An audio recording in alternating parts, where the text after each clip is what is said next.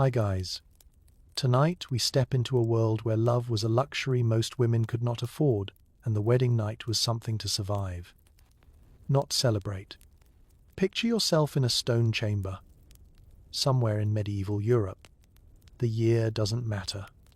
It could be 1000, 150, or 1380. The cold is the same. The fear is the same. Candles flicker against the walls, casting long shadows that dance like nervous guests who refuse to leave. Somewhere beyond the heavy oak door, you can hear laughter, music, the clatter of wooden cups against tables. But in here, the air is still. The bed looms before you, draped in linen that smells faintly of lavender and something older stone dust, perhaps, or the faint musk of wool. A stranger waits for you there. He is your husband now. You met him, properly, about 6 hours ago. You probably wouldn't survive this without a strong dose of denial and an even stronger sense of duty. The medieval wedding night was not a romantic affair. It was a transaction, a ritual, a public event dressed in private clothing. And you, the bride, were expected to navigate it with grace, silence, and absolute obedience. So, before you get comfortable, take a moment to like the video and subscribe, but only if you genuinely enjoy what I do here. And tell me, where are you listening from? What time is it where you are now? Now, dim the lights. Let your breathing slow. And imagine yourself stepping into that candlelit chamber, where the stones are cold beneath your bare feet and the rest of your life is about to begin. The day has been impossibly long. You woke before dawn, if you slept at all, to the sound of servants bustling through the manor, preparing for the celebration. Your mother was there, or perhaps an aunt, helping you dress in layers of fabric that felt heavier than armor. Linen against your skin, then wool, then silk if your family could afford it.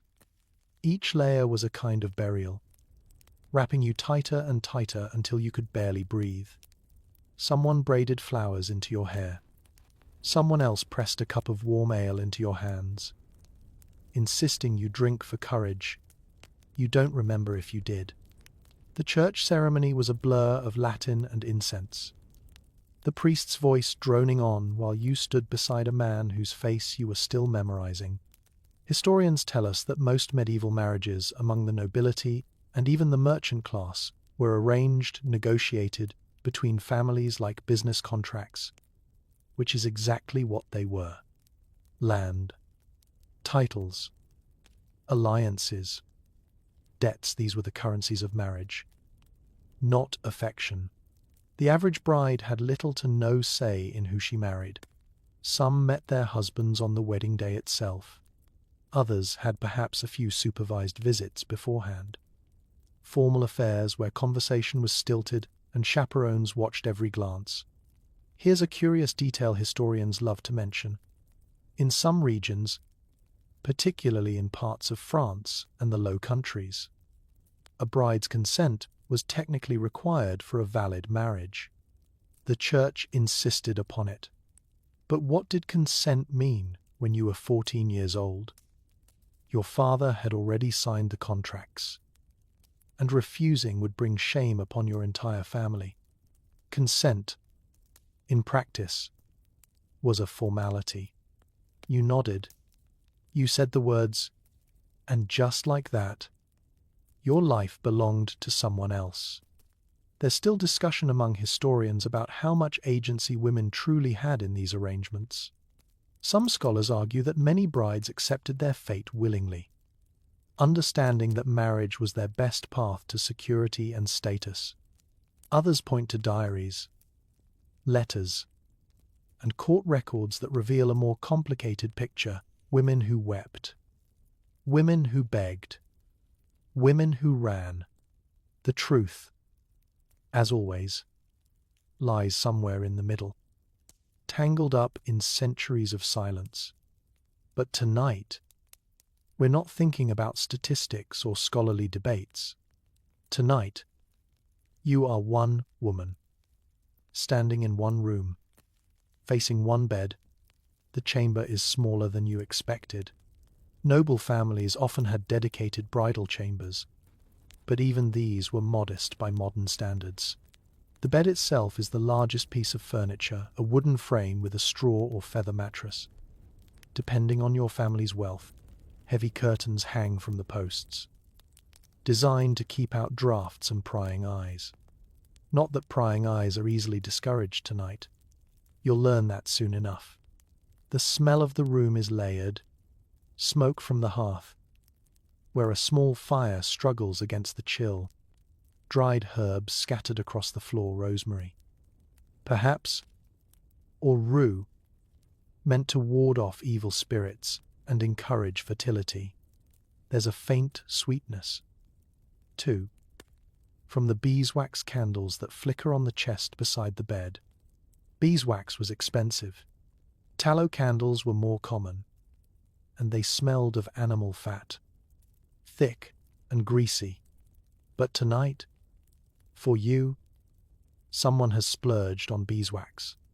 A small kindness in a night that will offer few. You hear footsteps outside the door and your stomach tightens. The feast is still going. You can hear the distant roar of it, the singing, the shouts, but some of the guests are coming. They're coming for you. This is the part no one talks about in fairy tales. The part that happens between happily ever after and the morning light. The bedding ceremony. The public humiliation dressed up as celebration. Your hands are trembling. You press them flat against the rough wool of your dress, trying to steady yourself. The fabric is warm from your body heat, and you focus on that sensation, the texture, the weight, because if you think too hard about what comes next, you might scream, or cry, or run, and none of those options are available to you. The fire crackles, the candles flicker. Somewhere in the manor, a dog barks once and falls silent. You are 15 years old, or perhaps 17, maybe. If you're lucky, you're 20 and have had a few extra years to prepare yourself for this moment. But no amount of preparation feels like enough. Your mother told you almost nothing. Your sisters whispered fragments of advice that only made you more confused. The older women in the village spoke in riddles and euphemisms, their eyes sliding away from yours whenever you tried to ask direct questions. What you know about the wedding night could fit in a thimble, and most of it is wrong. The door handle moves, the laughter outside grows louder, and you realize, with a clarity that cuts through your fear like cold water, that this is it. This is the threshold. On the other side of this night, you will be a wife in every sense of the word. There is no going back. There is only forward, into the dark, into the unknown, into the arms of a stranger who now has every legal right to your body, your property, and your future. The door begins to open. You take a breath, the deepest breath of your life, and you wait. The door swings open, and with it comes a wave of noise, heat, and the unmistakable smell of too much ale. Faces crowd the threshold, some you recognize, some you don't. Cousins, neighbors, servants, a few of your husband's relatives whose names you've already forgotten. They're laughing, shouting blessings and jokes in equal measure. Someone is singing, badly. Someone else is holding a torch that drips hot wax onto the stone floor. And there, pushed forward by eager hands, is the man you married this morning. Your husband. You study his face in the flickering light, searching for something, anything, that might tell you who he really is. But faces are stubborn things. They keep their secrets well. You notice the shape of his jaw, the way his hair falls across his forehead, the nervous twitch at the corner of his mouth. Is he afraid too? You can't tell. You've known him for less than a day, and most of that day was spent standing beside him in a church, surrounded by witnesses, reciting words that someone else had written centuries before you were born. This is the reality of medieval marriage. You are bound for life to a stranger. Arranged marriages were the norm across nearly all levels of medieval society. Among the nobility, marriages were political tools, carefully negotiated alliances designed to secure land, forge peace between warring families, or consolidate power. A daughter was an asset, and her marriage was an investment. Fathers, uncles, and sometimes even kings decided who she would wed. Often when she was still a child, betrothals could happen as early as age 2 or 3, though the actual marriage typically waited until the girl reached what the church considered a marriageable age: 12 for girls, 14 for boys. Yes, you heard that right. 12. The medieval world had a very different understanding of childhood. But here's the thing that might surprise you. It wasn't just nobles who arranged marriages. Peasant families did the same, though for different reasons. Among common folk, marriage was about survival, combining households, sharing labor, ensuring that there were enough hands to work the fields and enough children to care for aging parents. A peasant father might negotiate his daughter's marriage with a neighboring family, trading her for a cow, a plot of land, or simply the promise of alliance during hard times. Romance, if it existed at all, was an afterthought, a luxury, something that might grow over years of shared labor and shared beds, but never something that was expected or required. So when you look at this man, your husband, you are looking at a decision made by other people, for other reasons, that has very little to do with you as a person. Historians still debate just how much contact couples had before their wedding night. Some scholars suggest that among certain families, particularly in urban areas or merchant classes, there were opportunities for the betrothed to meet, to exchange letters, to develop at least a passing familiarity. Others argue that for most women, especially in rural areas, the wedding day was genuinely the first time they spent any significant time with their future spouse. Court records from the period occasionally mention brides who claimed they didn't recognize their husbands, a testament to just how brief and formal their previous encounters had been. Here's a curious detail that often gets overlooked. In some cases, marriages were conducted by proxy.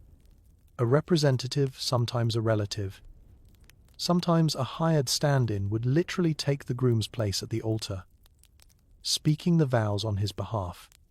This was particularly common among royalty and high nobility, where political alliances spanned vast distances. Imagine standing in a church, pledging your life to a man represented by his uncle, while your actual husband sits in a castle 300 miles away, possibly eating breakfast. It sounds absurd, and honestly, it kind of is. But it was legal, it was binding, and it happened more often than you might think. The proxy would sometimes even climb into the wedding bed with the bride clothed, of course, and with one leg symbolically bare to represent the absent groom. A witness would observe. The ritual would be deemed complete, and the bride would then be shipped off to meet her real husband, often weeks or months later.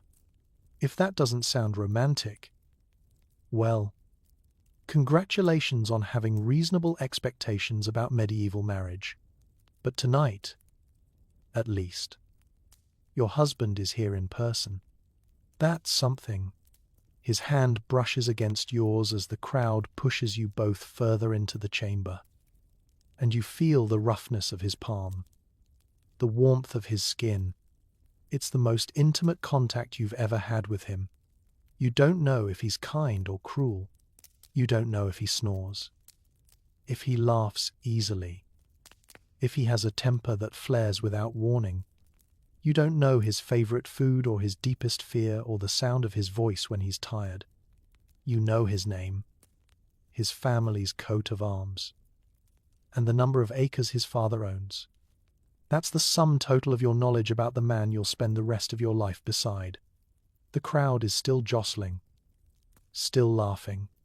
Someone makes a joke about fertility, and the room erupts in knowing chuckles. You don't laugh. Neither does he. For a moment, just a moment, your eyes meet, and you see something there. Uncertainty, maybe, or resignation. It's hard to tell in the dim light, with the smoke from the torches stinging your eyes and the noise pressing in from all sides. You wonder if he's thinking the same thing you are. You wonder if he's afraid. Medieval men were also subject to arranged marriages, though their experience was often quite different. For a man, marriage brought property, alliances, and the promise of legitimate heirs. For a woman, it meant leaving her family, her home, sometimes her entire country. She would move into her husband's household, live under his authority, bear his children, and manage his domestic affairs. Her identity would be subsumed into his. Even her name might change, not just her surname, but sometimes her given name as well. If her husband or his family preferred something different, the weight of this settles over you like a second cloak, heavy and suffocating. Outside, the night is cold and clear. You imagine stars scattered across the sky, indifferent to the drama unfolding in this small stone room. The stars don't care that you're scared. The moon doesn't care that you've never been touched by a man before tonight. The world keeps turning, as it always has, as it always will. Regardless of what happens behind closed doors, someone is tugging at your sleeve, guiding you toward the bed. The curtains have been pulled back, revealing the expanse of linen and wool and straw. It looks enormous. It looks like a mouth, waiting to swallow you whole. Your husband stands on the other side, watching, waiting, and between you, the distance of two strangers who must somehow become one. But before we linger too long in this candle-lit chamber, let's step back. Let's rewind the hours and walk through the day that brought you here, the longest day of your life. And it's not even over yet. You woke in darkness. The rooster hadn't crowed. The sun hadn't risen. But already the household was stirring. Servants moved through the corridors with purpose, their footsteps muffled against the rushes scattered on the floor. Someone knocked on your door, your mother, perhaps, or a maid, and suddenly your room was full of women, all of them talking at once, all of them reaching for you with busy hands. The bath came first, a wooden tub, dragged into your chamber and filled with water that had been heated over the kitchen fire. Herbs floated on the surface: chamomile, rose petals, a sprig of rosemary, and the steam carried their fragrance up into the cold morning air. You sank into the warmth and tried to enjoy it, knowing it might be weeks before you had another bath this thorough. Medieval people were cleaner than popular imagination suggests, but a full immersion bath was still a special occasion. And today, of course, was the most special occasion of all. While you soaked, the women fussed. They scrubbed your skin with cloths, worked oils into your hair, trimmed your nails, and inspected you with the critical eyes of merchants examining goods before sale, which, in a sense, is exactly what they were doing. A bride needed to be presentable, flawless, worthy of the price her family had negotiated. Here's a curious detail that historians have pieced together from household accounts and personal letters. Some brides were literally polished, a paste made from ground almonds. Honey and rosewater would be applied to the face and hands to soften the skin and give it a subtle glow. Wealthy families might add more exotic ingredients, imported spices, perfumed oils, even powdered pearls for the very rich. You probably didn't get powdered pearls, but you got the almond paste, and it smelled sweet. And for a moment, standing there in the thin morning light while someone rubbed it into your cheeks, you almost felt beautiful. Then came the dressing, layer after layer, as if they were building a fortress around your body. First, the chemise, soft linen against your freshly scrubbed skin. Then the kirtle, fitted close to your torso and laced tight enough to make breathing an act of concentration. Over that, the gown itself, the finest fabric your family could afford, dyed in colors that announced your status to everyone who saw you. Blue was popular, green was fashionable, red was reserved for the very wealthy. The dye so expensive that wearing it was practically a financial statement. You don't remember what color your gown was. You only remember how heavy it felt. The hair took longest. Medieval women wore their hair elaborately styled on their wedding day, often for the last time. Unmarried women could wear their hair loose or in simple braids, a symbol of their maidenhood, but married women were expected to cover their hair, to tuck it away beneath veils and wimples, to hide it from the eyes of men who were not their husbands. So today, your hair was on display, brushed until it gleamed, woven with ribbons and flowers, perhaps braided with threads of gold. If your family had pretensions of grandeur, you felt the weight of it against your neck, the pull of the pins, the strange vulnerability of having so much of yourself exposed. The church was cold. You remember that clearly. Stone floors, stone walls, stone pillars rising up into shadows where the candlelight couldn't reach. The smell of incense was overwhelming, thick, sweet, slightly dizzying, and beneath it, the earthier scents of unwashed bodies and damp wool. The entire village had turned out to watch. Neighbors, tenants, rivals, friends. They packed the nave, craning their necks for a glimpse of the bride, whispering assessments of your gown, your complexion, your prospects. You stood at the church door, not inside, as modern couples do, but at the threshold. This was tradition. The marriage ceremony began outside, in public view, where everyone could witness the exchange of vows. The priest stood between you and your husband, his Latin washing over you like water over stone, incomprehensible and relentless. You repeated the words you'd been taught, your voice thin in the cold air. Your husband did the same. A ring was produced, a simple band, blessed by the priest and slipped onto your finger. It felt foreign, heavy, final. Historians still debate the exact nature of medieval wedding ceremonies and how much they varied by region, class, and century. In some areas, the church's involvement was minimal, a blessing after the fact, rather than a formal sacrament. In others, particularly by the later Middle Ages, the ceremony was elaborate and liturgically complex, with specific prayers, readings, and rituals that could stretch for hours. What we know for certain is that the wedding was a public event, designed to be witnessed by as many people as possible. Privacy was not the point. Legitimacy was.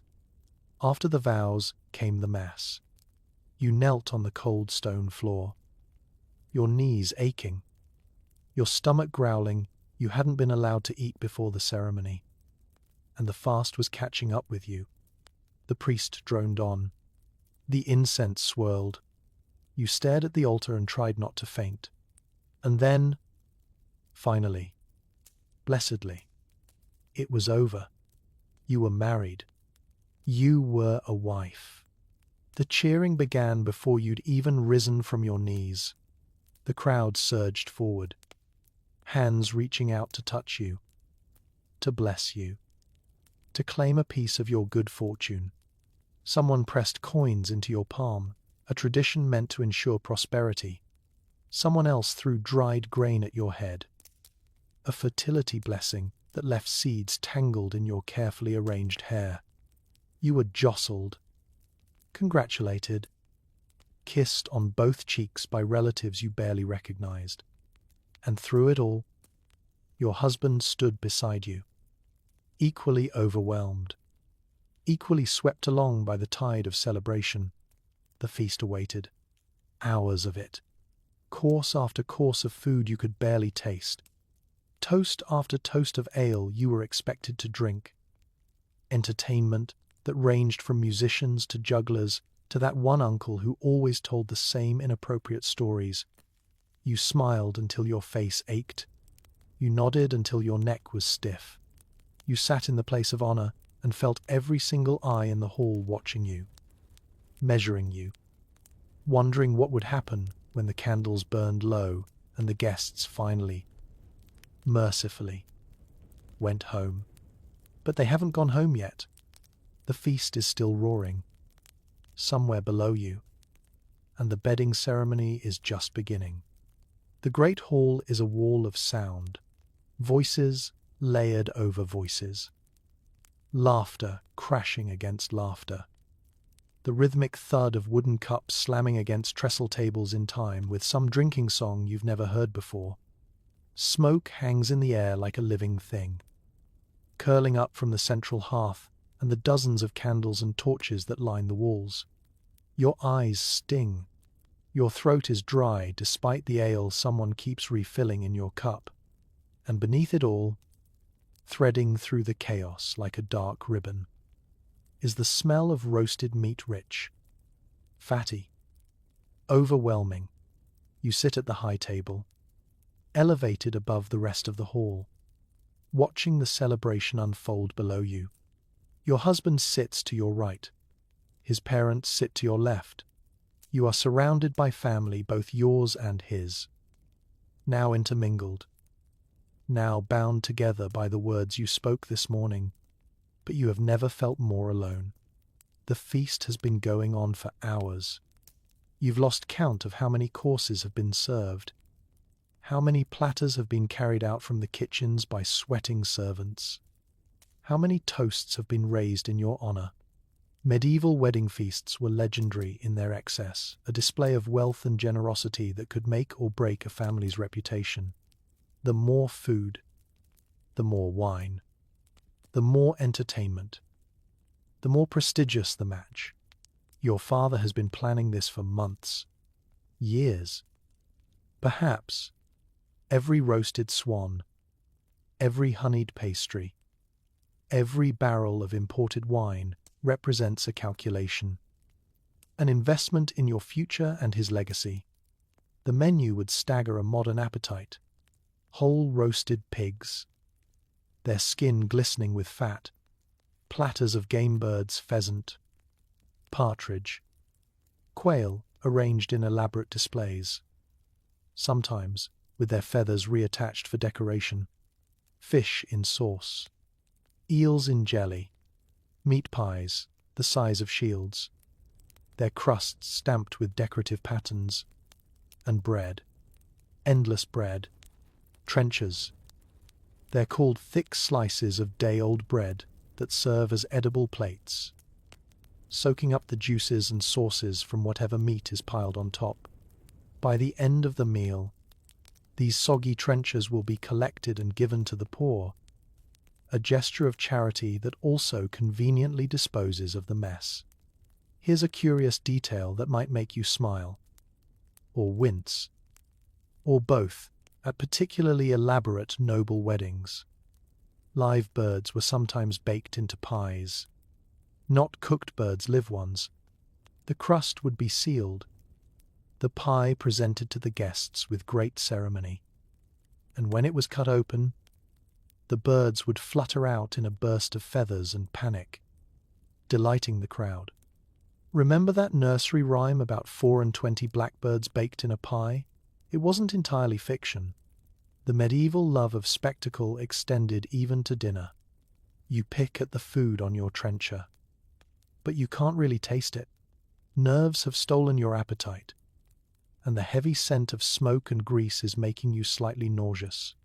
Your mother, sitting somewhere further down the table, catches your eye and gives you a small, encouraging nod.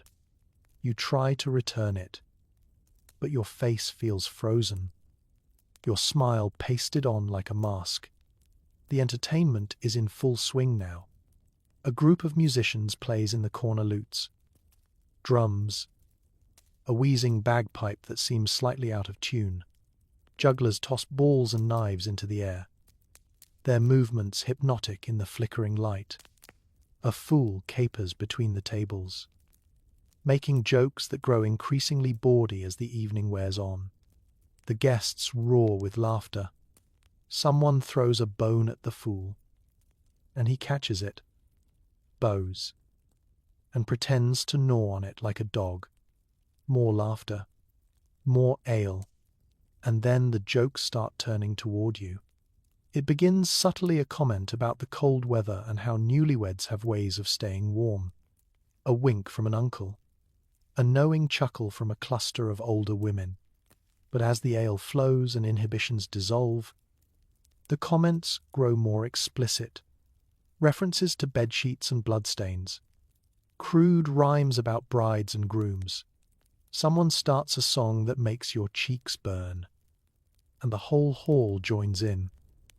Voices rising in cheerful vulgarity. This was normal, expected. Historians have documented the ribald nature of medieval wedding celebrations, where sexual jokes and innuendo were not just tolerated but encouraged. The wedding feast was a liminal space, a threshold between the sacred ceremony of the church and the carnal reality of the marriage bed. The bawdy humor served a purpose. It acknowledged the sexual nature of marriage, prepared the couple for what was to come, and reinforced the community's investment in the match. Everyone present had a stake in this union's success. Everyone wanted to know that it would be properly consummated. But knowing the cultural context doesn't make it any easier to sit here, your face burning, while 50 people make jokes about what your husband is going to do to you in approximately 2 hours. You steal a glance at him. He's drinking steadily, his cup refilled as often as yours, his face flushed from the heat and the ale. Is he embarrassed too? It's hard to tell. Men were expected to take this in stride, to laugh along, to play the part of the eager groom. Any sign of reluctance or anxiety would be seen as weakness or worse, as a sign of inadequacy. So he laughs when the jokes land, raises his cup when toasts are made, and carefully avoids looking at you. The two of you have barely spoken since the ceremony. A few words here and there, polite and formal, drowned out by the noise of the celebration. You don't know what his voice sounds like when he's relaxed. You don't know if he has a sense of humor, if he's intelligent, if he's kind. You know the shape of his hands around his cup. You know the way the firelight catches the stubble on his jaw. You know that in a few hours, those hands will be on you. That jaw will be close enough to touch, and everything will change. There's still debate among historians about how drunk couples typically were by the time the bedding ceremony arrived. Some scholars suggest that heavy drinking was encouraged specifically to ease the awkwardness and anxiety of the wedding night. Others argue that families, particularly the bride's family, tried to limit alcohol consumption, worried about the groom's ability to perform and the bride's ability to endure. The truth probably varied wildly depending on region, class, and the specific personalities involved. What we know for certain is that ale and wine flowed freely at medieval weddings, and many couples faced their first night together with their senses considerably dulled. Maybe that's a mercy. Maybe the haze of alcohol softens the edges of fear, blurs the sharpness of the unknown, or maybe it just makes everything more confusing, more clumsy, more difficult to remember in the morning. The fool is dancing now, a ridiculous jig that sends his bells jingling. The crowd claps along. Somewhere, a dog is barking at the commotion, and you sit very still, your hands folded in your lap, your heart beating in your throat, watching the candles burn lower and lower. Dessert is coming, and after dessert, so are the guests. The moment arrives without warning. 1 second you're watching the fool take a bow, and the next, the crowd is rising, chairs scraping against the floor, voices lifting in a chant that sends ice through your veins. To bed, to bed, to bed. It starts as a murmur. Just a few of the younger men near the back of the hall, their faces flushed with ale and mischief. But it spreads like fire through dry grass. Within moments, the entire room has taken up the cry. Fists pounding on tables, feet stamping against the rushes. A thunderous rhythm that shakes the very walls. To bed, to bed, to bed. Hands grab at you, not roughly. Exactly. But insistently. You're lifted from your seat before you can protest. Surrounded by bodies pressing in from all sides. The smell of sweat and ale and roasted meat fills your nostrils. Someone is laughing directly in your ear. Someone else is tugging at your sleeve. Your hair, the edge of your gown. Torches bob above the crowd, their flames casting wild shadows that dance across the ceiling like demons at a feast. This is the bedding ceremony. The ritual you've been dreading since you first understood what marriage meant. In the medieval world, a wedding was not complete until it was consummated. The vows spoken in the church were sacred. Yes, but they were only half the contract. The other half happened in the bedroom, and society demanded proof that it had occurred. The bedding ceremony served multiple purposes. It witnessed the couple's transition from the public celebration to the private act. It ensured that they were actually put to bed together, with no opportunity for escape. And it provided a framework of ritual and tradition around what would otherwise be an awkward and frightening moment. Not that the ritual made it any less awkward or frightening. If anything, it made it worse. You're being carried now, literally carried by a group of young men who seem to think this is the funniest thing that's ever happened. Your husband is somewhere behind you, receiving the same treatment from a crowd of women, their hands busy with the laces of his doublet, their voices shrill with teasing. The procession moves through the hall and into the corridor beyond, torches lighting the way, the chanting never stopping. To bed! To bed! To bed! Here's a curious detail that historians have documented from various accounts and household records. The undressing often began during the procession itself. Guests would start removing the couple's clothing as they walked or were carried to the bridal chamber. Garters were particularly prized. Young men would compete to snatch the bride's garter, believing it brought good luck. Young women did the same with the grooms.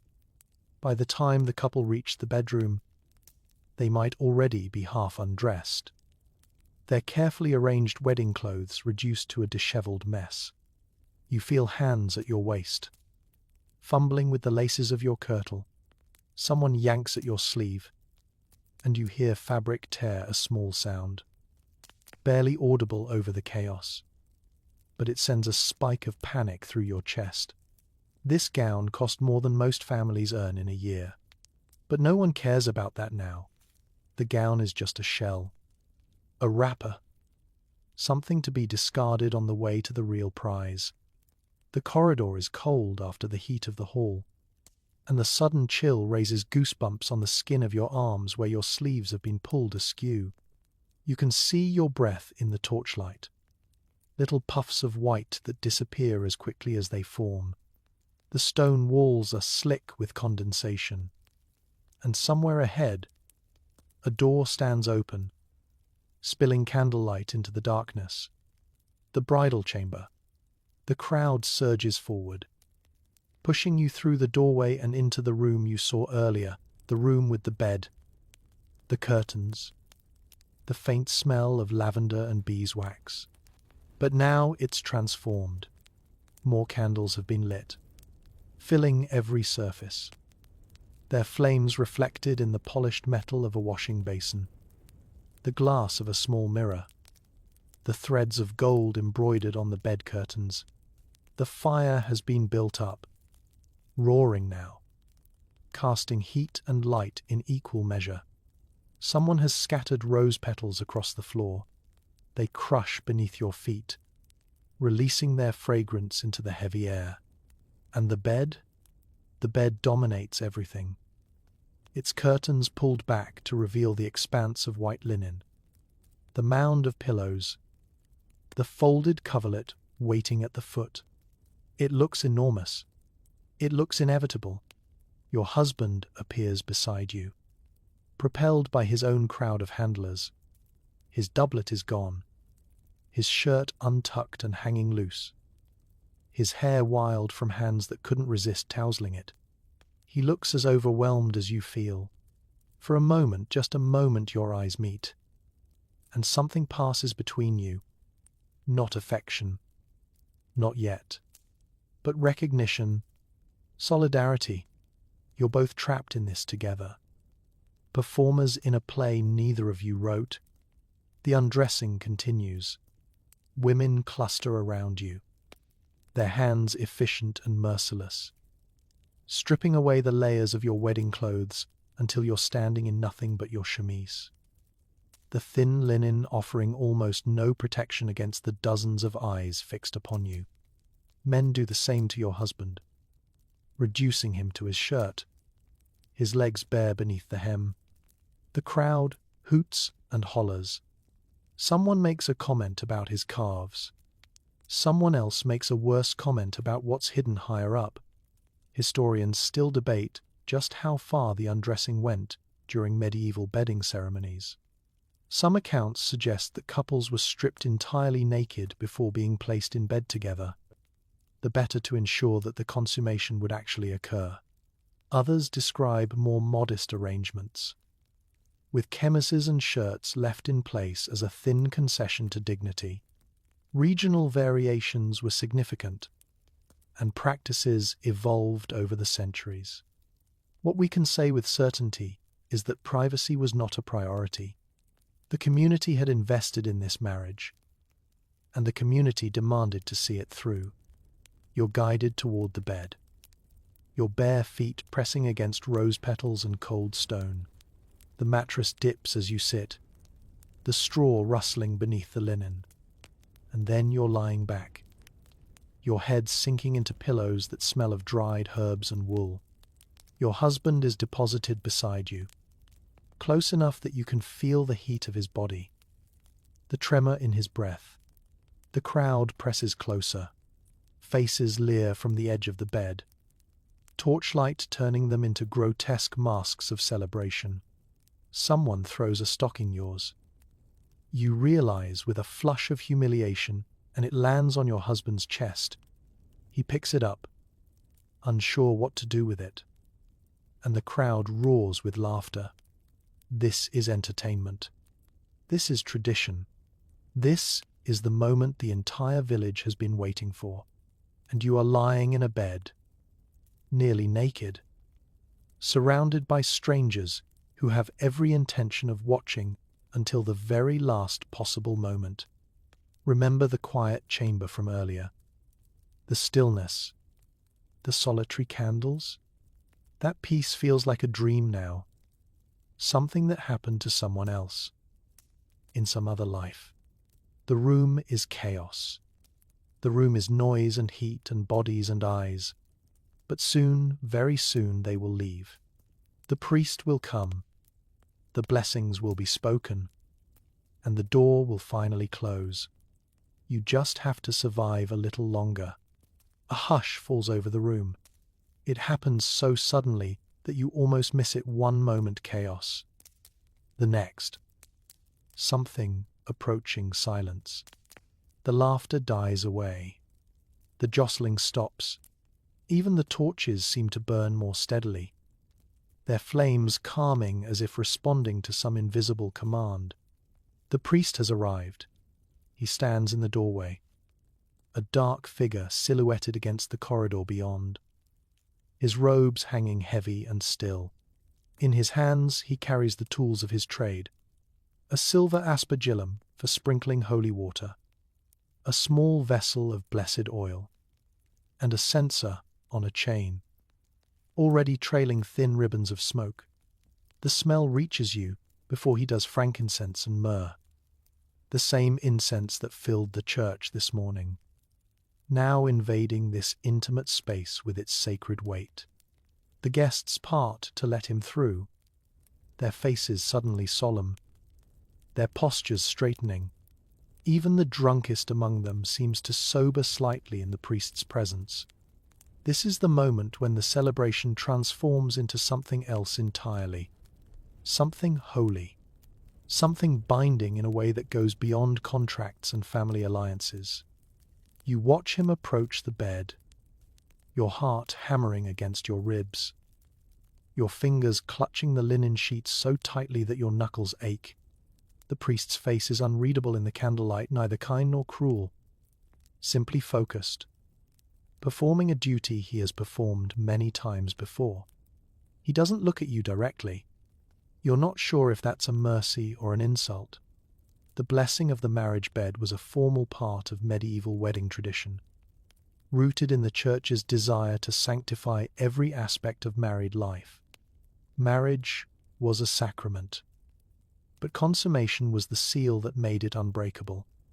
By blessing the bed, the priest was invoking God's presence in the most private moment of a couple's life, transforming the act of physical union into something spiritually significant. It was meant to be comforting, a reminder that God was watching over you, guiding you, protecting you. Somehow, the thought of God watching what's about to happen doesn't feel particularly comforting right now. The priest begins to speak, his Latin flowing over you like water, incomprehensible, ancient, strangely beautiful.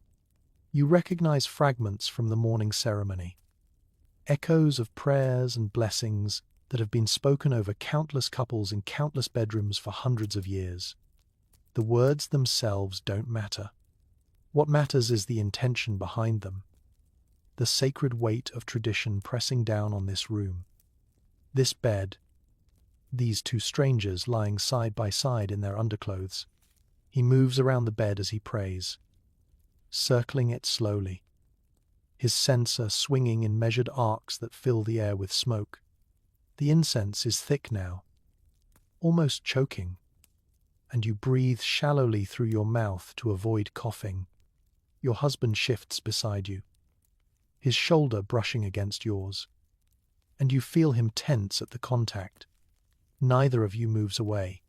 Here's a curious detail that historians have pieced together from liturgical manuals and pastoral guides. The specific prayers used to bless the marriage bed varied significantly by region and century. Some focused on fertility, invoking Old Testament figures like Abraham and Sarah, asking God to bless the union with many children. Others emphasized fidelity and mutual care, urging the couple to treat each other with kindness and respect. A few, particularly in the earlier medieval period, included prayers specifically for the bride's protection, acknowledging, in their own oblique way, that the wedding night could be a frightening experience for a young woman. The aspergillum rises. Cold droplets of holy water splash across your face. your chest, the white linen of the sheets. You flinch at the contact, the water shocking against your heated skin, and the priest continues without pause, sprinkling the bed, the pillows, the floor around you. The water is meant to purify, to cleanse the space of any lingering evil or temptation. It mingles with the rose petals crushed beneath everyone's feet, creating a strange perfume of sanctity and sweetness. More prayers, more Latin. The priest produces a small vial of oil and makes the sign of the cross on the bedposts, anointing them as if they were altars, as if this wooden frame and straw mattress were as holy as anything in the cathedral. You watch his hands move, precise and practiced, and you think about all the beds he must have blessed, all the brides who must have lain exactly where you're lying now, their hearts racing just as fast, their futures just as uncertain.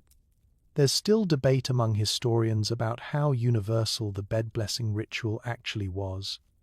Some scholars argue that it was primarily a practice of the nobility and wealthy merchant classes, who could afford the priest's fees and wanted the prestige of a fully sanctified union. Others suggest that simpler blessings were common even among peasants, performed by parish priests as part of their pastoral duties. What seems clear is that by the High Middle Ages, some form of religious blessing was expected at most Christian weddings, though the elaborateness of the ceremony varied enormously.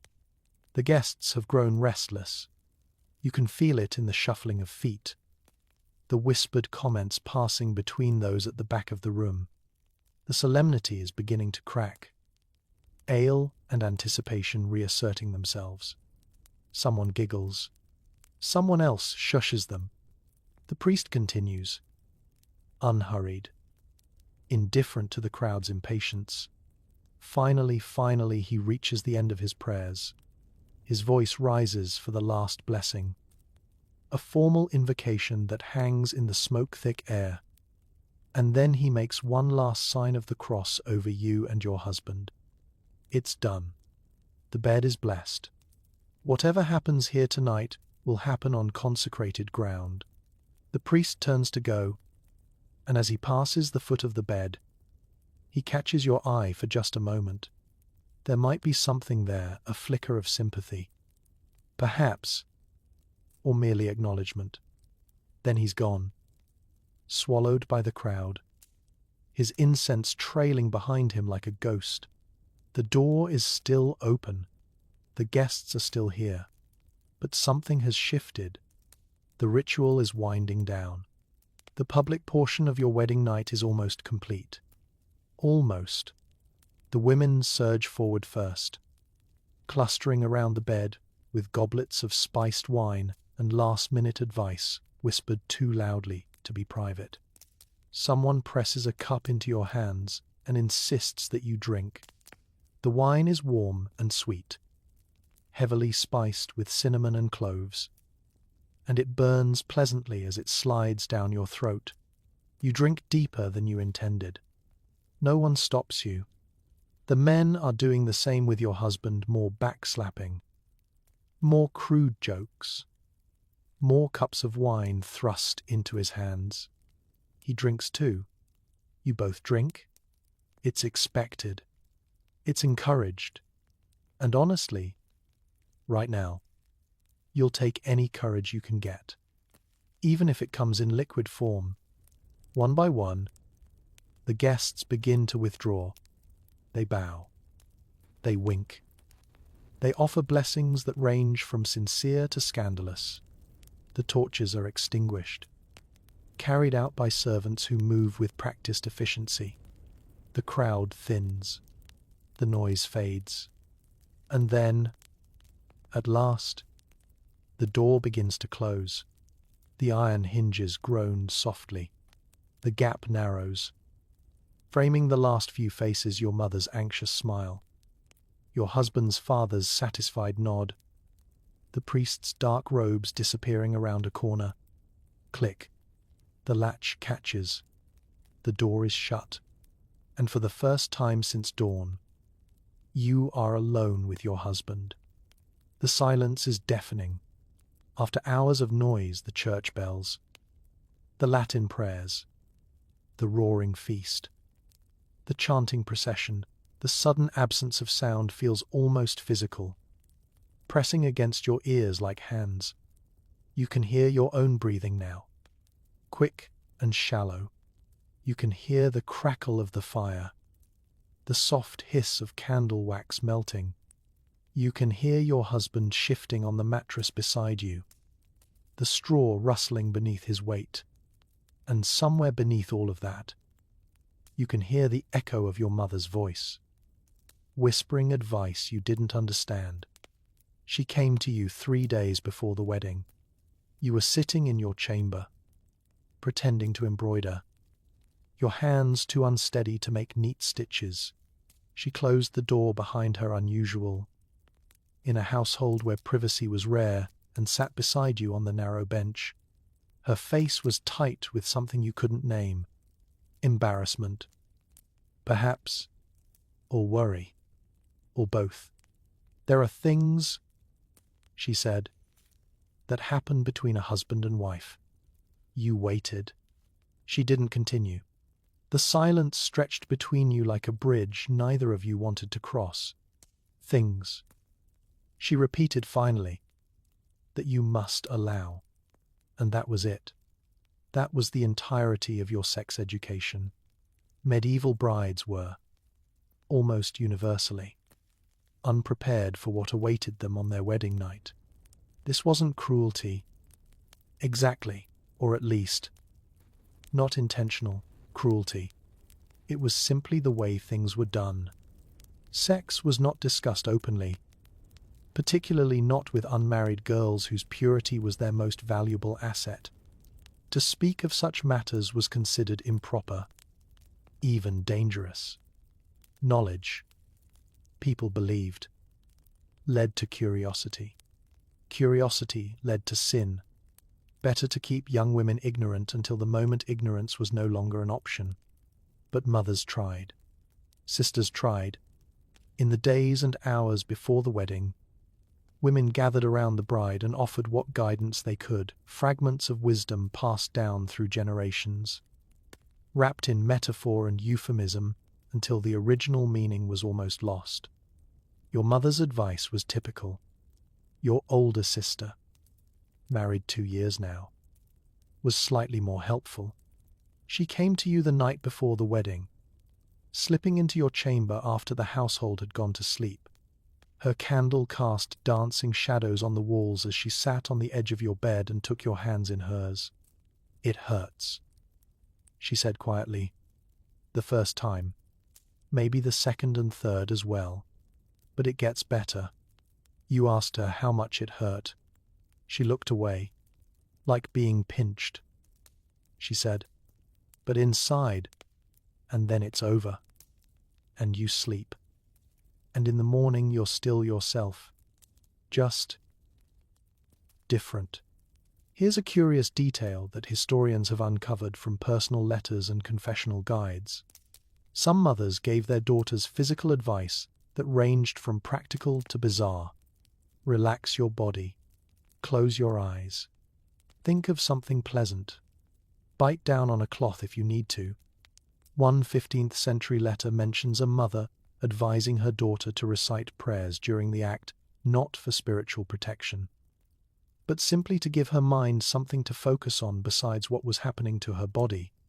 Other accounts mention herbal preparations meant to ease the experience, chamomile tea for calming nerves, poppy-infused wine for dulling pain, oils and salves applied to intimate areas to reduce friction. Whether any of this actually helped is another matter, but the effort was there. The intention was kindness, even when the execution was fumbling and inadequate. The older women in the village had their own contributions. You remember them gathering around you at the feast dance.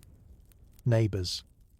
The miller's wife, with her knowing smile and her breath that smelled of onions.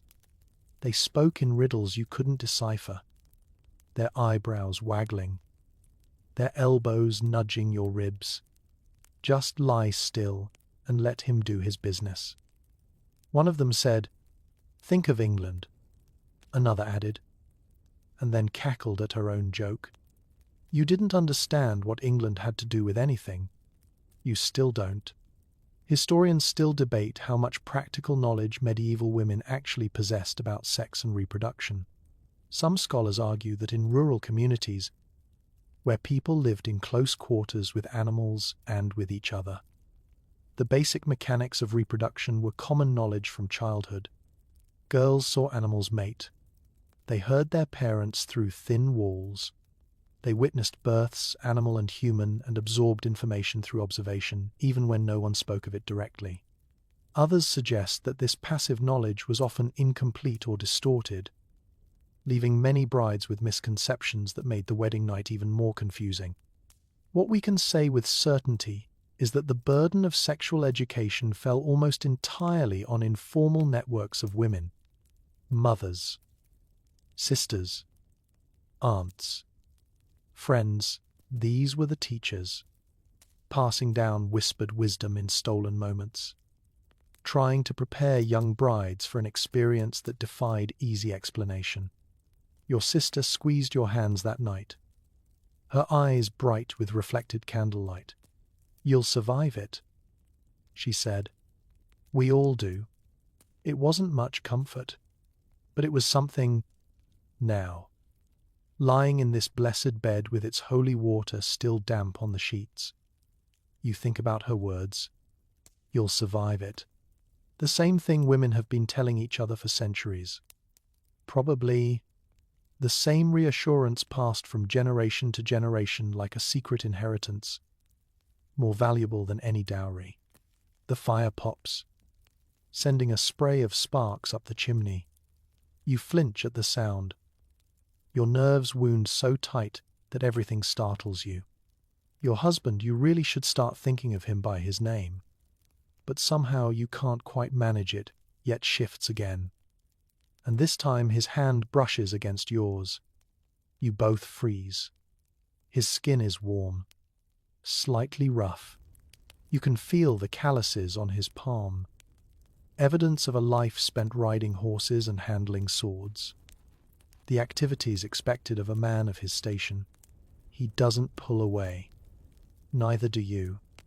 You lie there, side by side, your fingers barely touching, and the silence wraps around you like a cocoon.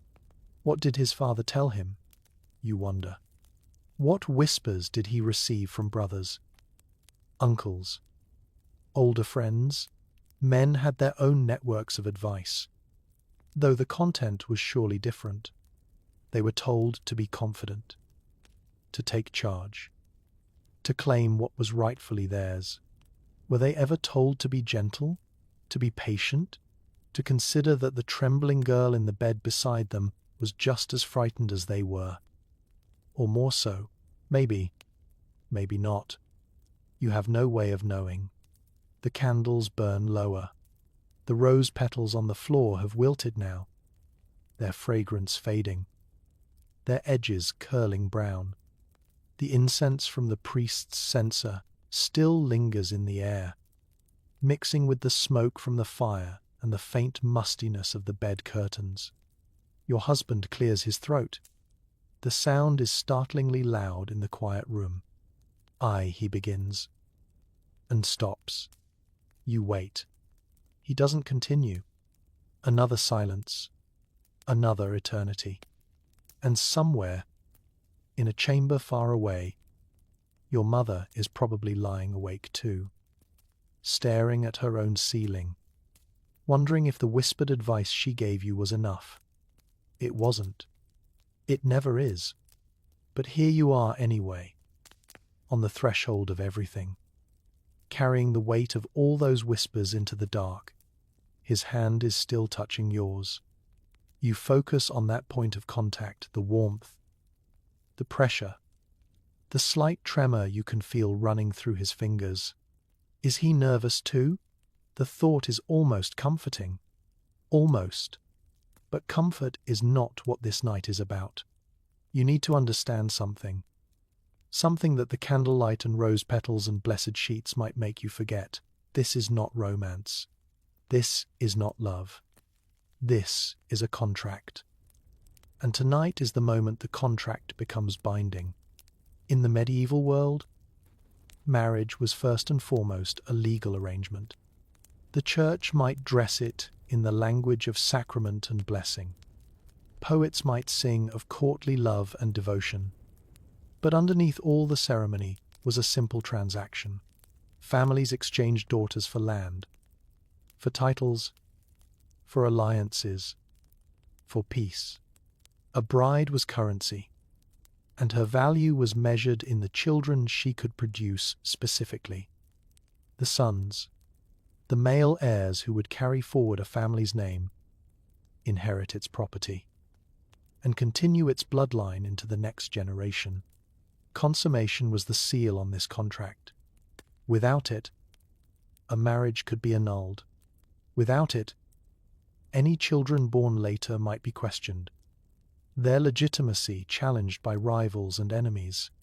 Without it, the entire carefully constructed alliance could crumble, leaving both families embarrassed and exposed.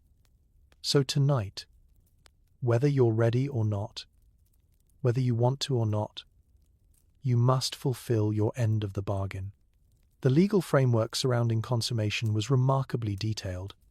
Canon law, the law of the Church, which governed marriage throughout medieval Europe, held that a marriage was not fully valid until it was perfected through sexual union. The exchange of vows created a bond.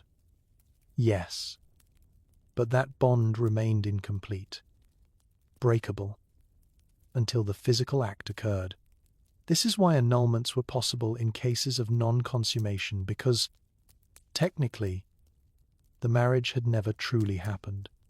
Your consent, in all of this, was largely theoretical. Here's the uncomfortable truth that medieval brides understood instinctively.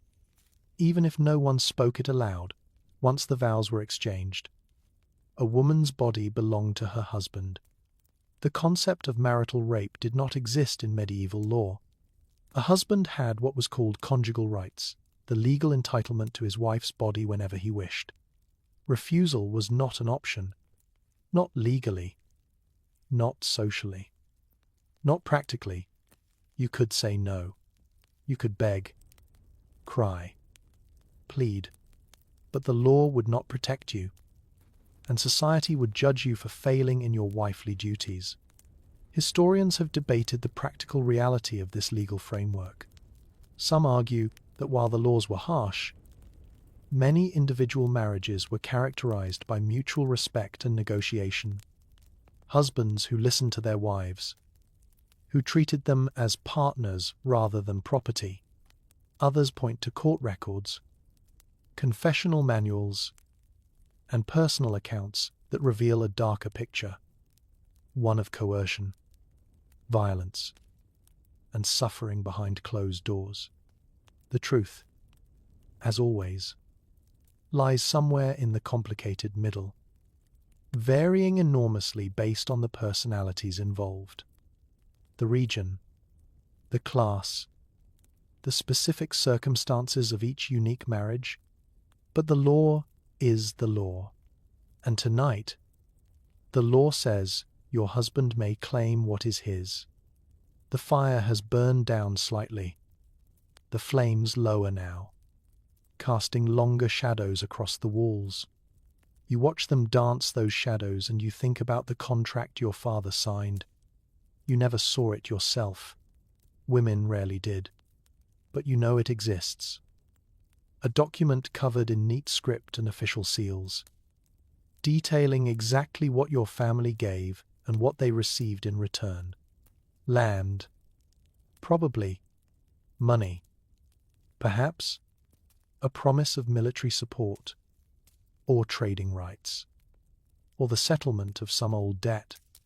Your entire future reduced to ink on parchment, negotiated over cups of wine in a room you were never invited to enter.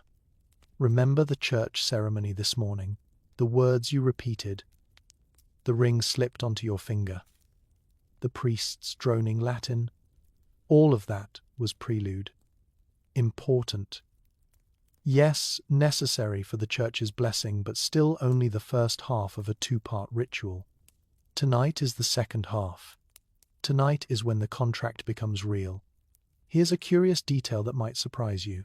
In some regions and periods, the act of consummation was considered so legally significant that its timing was carefully controlled. Certain feast days and holy seasons were off-limits for marital relations. If your wedding fell during Advent, Lent, or one of the many other prohibited periods, you might be expected to wait sometimes weeks before consummating the marriage. Imagine that. The bedding ceremony, the blessed sheets, the rowdy procession, and then, because it happens to be the season of penitence, everyone goes home and you sleep chastely beside your stranger husband for 40 days. It happened more often than you might think. But tonight is not a prohibited time. Tonight, the contract must be sealed. Your husband shifts beside you, and you feel the mattress dip with his movement. The straw inside rustles softly, a dry whisper that seems too loud in the quiet room. He turns toward you, you can feel his gaze even without looking, and clears his throat again. "My lady," he says. His voice is deeper than you expected. Rougher. "I would not. I mean to say..." He trails off. You wait. The silence stretches. "I am not a cruel man," he says finally. You don't know how to respond to that. Is it a promise, a reassurance, or just something he feels he should say? A performance of decency before the performance of duty? You've known him for less than a day. You have no idea whether he's cruel or kind, gentle or rough, patient or demanding. Words are easy. Anyone can say anything. It's actions that reveal the truth. But you appreciate the effort. The small attempt at humanity in a moment that feels so profoundly inhuman. "Thank you, my lord," you whisper. Your voice sounds strange to your own ears, thin, fragile, like a thread that might snap at any moment. The weight of expectation presses down on you both. Not just your family's expectations, but generations of tradition, centuries of law, the entire structure of medieval society bearing down on this one small room, this one narrow bed. You are not just a woman lying beside a man. You are a vessel for the future, a bridge between past and present, a body that must produce heirs to continue the bloodline. Your husband is not just a man lying beside a woman. He is the head of a household that does not yet exist, the father of children not yet conceived, the guardian of a lineage that extends backward into history and forward into uncertainty. No pressure. Outside, somewhere in the darkness beyond the castle walls, an owl calls. The sound is mournful, lonely, a single note hanging in the cold night air before fading into silence. You think about the owl, hunting in the darkness, concerned only with survival. You think about how simple that must be to live without contracts, without obligations, without the weight of family names and legal documents pressing down on every moment. But you are not an owl. You are a bride. And brides have duties. Your husband reaches for you. His hand finds your shoulder. Tentative. Questioning. The touch is light, so light you could pull away. Could pretend it isn't happening. But you don't pull away. You lie still. Your breath catching in your throat. Your heart pounding so hard you're certain he must be able to hear it. This is the moment. The threshold you cannot uncross. The candles flicker. The fire crackles. The contract waits to be sealed. And somewhere in the darkness, Your family sleeps soundly, trusting that their investment is being properly secured. But let's step outside these castle walls for a moment. Let's leave the beeswax candles and the blessed linens and the perfumed air behind. Because the experience we've been describing, the elaborate procession, the priest's blessing, the private chamber, this was the wedding night of the privileged. The nobility, the wealthy merchants and landed gentry who could afford such luxuries. For most medieval women, the reality was very different.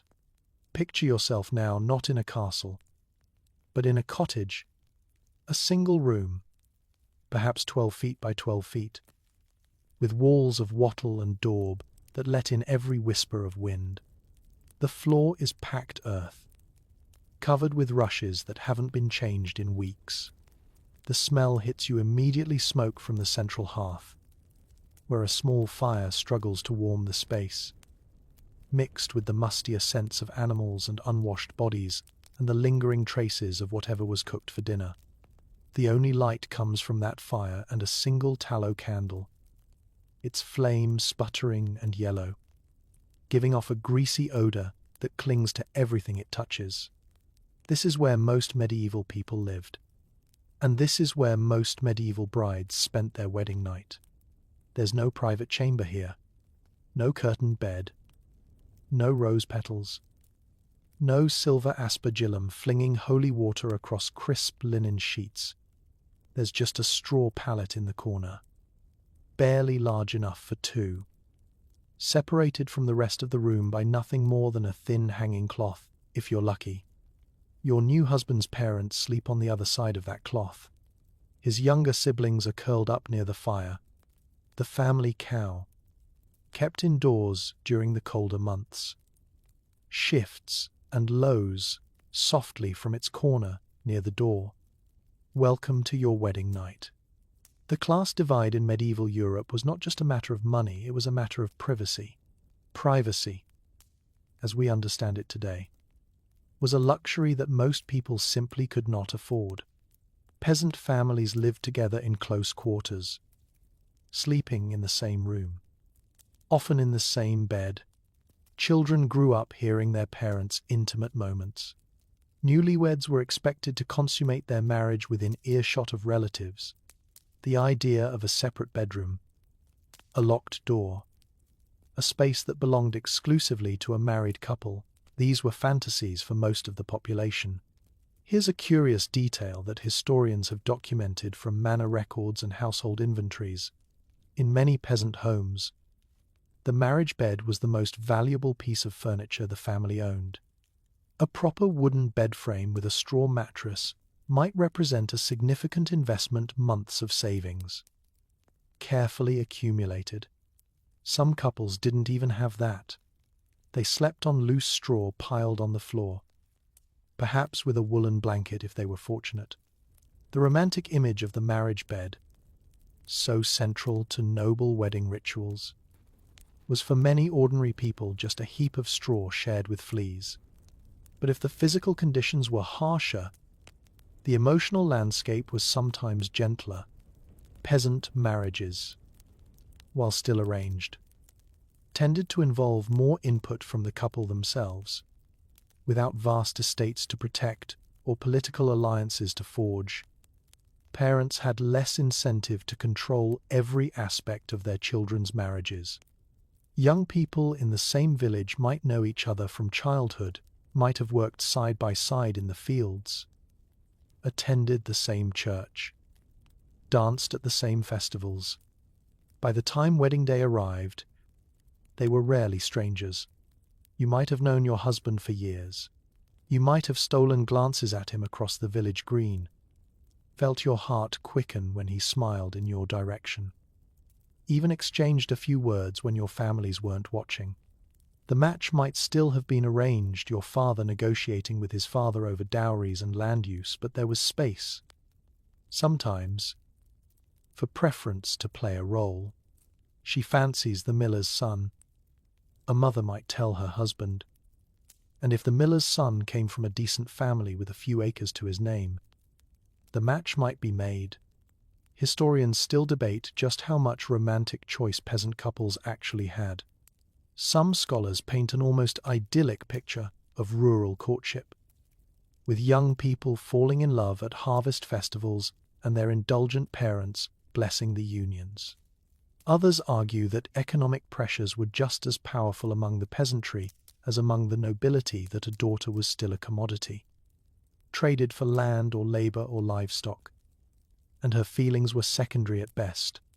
The truth, as you might expect by now, varied enormously by region, century, and individual circumstance. But tonight, let's imagine you were one of the luckier ones. Let's say you know this man lying beside you on the straw pallet. This husband of yours, with his calloused hands and his sunburned face. You've known him since you were children, chasing each other through the wheat fields, sharing apples stolen from the orchard behind the church. You've watched him grow into a man, broad-shouldered and hard-working, kind to animals and respectful to his mother. When your father told you he'd arranged the match, your heart leaped instead of sank. That doesn't make tonight less frightening, but it makes it something else too. Something warmer. The fire crackles. The cow shifts again, her breath steaming in the cool air. From the other side of the hanging cloth, you can hear your mother-in-law's gentle snoring, a rhythmic sound that's oddly comforting. Your husband turns toward you, and in the dim light of the tallow candle, you can see his face familiar, nervous, hopeful. "Are you cold?" he whispers. You nod, though you're not sure if you're cold or just trembling. He reaches for the woolen blanket and pulls it higher, tucking it around your shoulders with clumsy tenderness. His hands are rough from work, but his touch is gentle, gentler than you expected. This is not the wedding night of songs and stories. There are no silk sheets, no scattered rose petals, no lingering scent of expensive incense. The straw pokes through the thin fabric beneath you, and somewhere outside, a pig is grunting in its pen. Romance, if we're being honest, is in short supply. But there's something here that the castle chamber didn't have. Familiarity, history, the accumulated weight of years spent in the same small world, breathing the same air, knowing the same people. Your husband is not a stranger. He's the boy who once gave you a ribbon at the midsummer fair. He's the young man who helped your father repair the fence after the big storm. He's someone who knows your name, your laugh, the way you tilt your head when you're thinking. That knowledge doesn't erase the fear. It doesn't answer the questions your mother never explained, but it softens the edges. Just a little. It makes the darkness feel less absolute. The tallow candle gutters and dies, leaving only the faint orange glow of the hearth. In the sudden darkness, everything seems quieter, more intimate. You can feel your husband's warmth beside you, the rise and fall of his breathing, the careful way he holds himself close enough to touch, but not touching, waiting, asking, in his silence, for permission. And you realize that here, in this cramped cottage with its earth floor and its shared space and its complete lack of privacy, something is possible that might not have been possible in the castle. Choice. Small. Constrained. Hedged about by expectation and duty, but choice nonetheless. You reach for his hand in the darkness, his fingers close around yours, warm and solid and real. Outside, the village sleeps. The fields lie fallow under the winter sky, and two people who have known each other their whole lives begin the slow, uncertain work of becoming one. Let's return to the castle now, to the blessed chamber with its beeswax candles and embroidered curtains, its rose petals wilting on the stone floor. The door has closed. The priest has gone. The rowdy procession has finally, mercifully, dispersed. But here's the thing about medieval doors. They were never quite as solid as you might hope.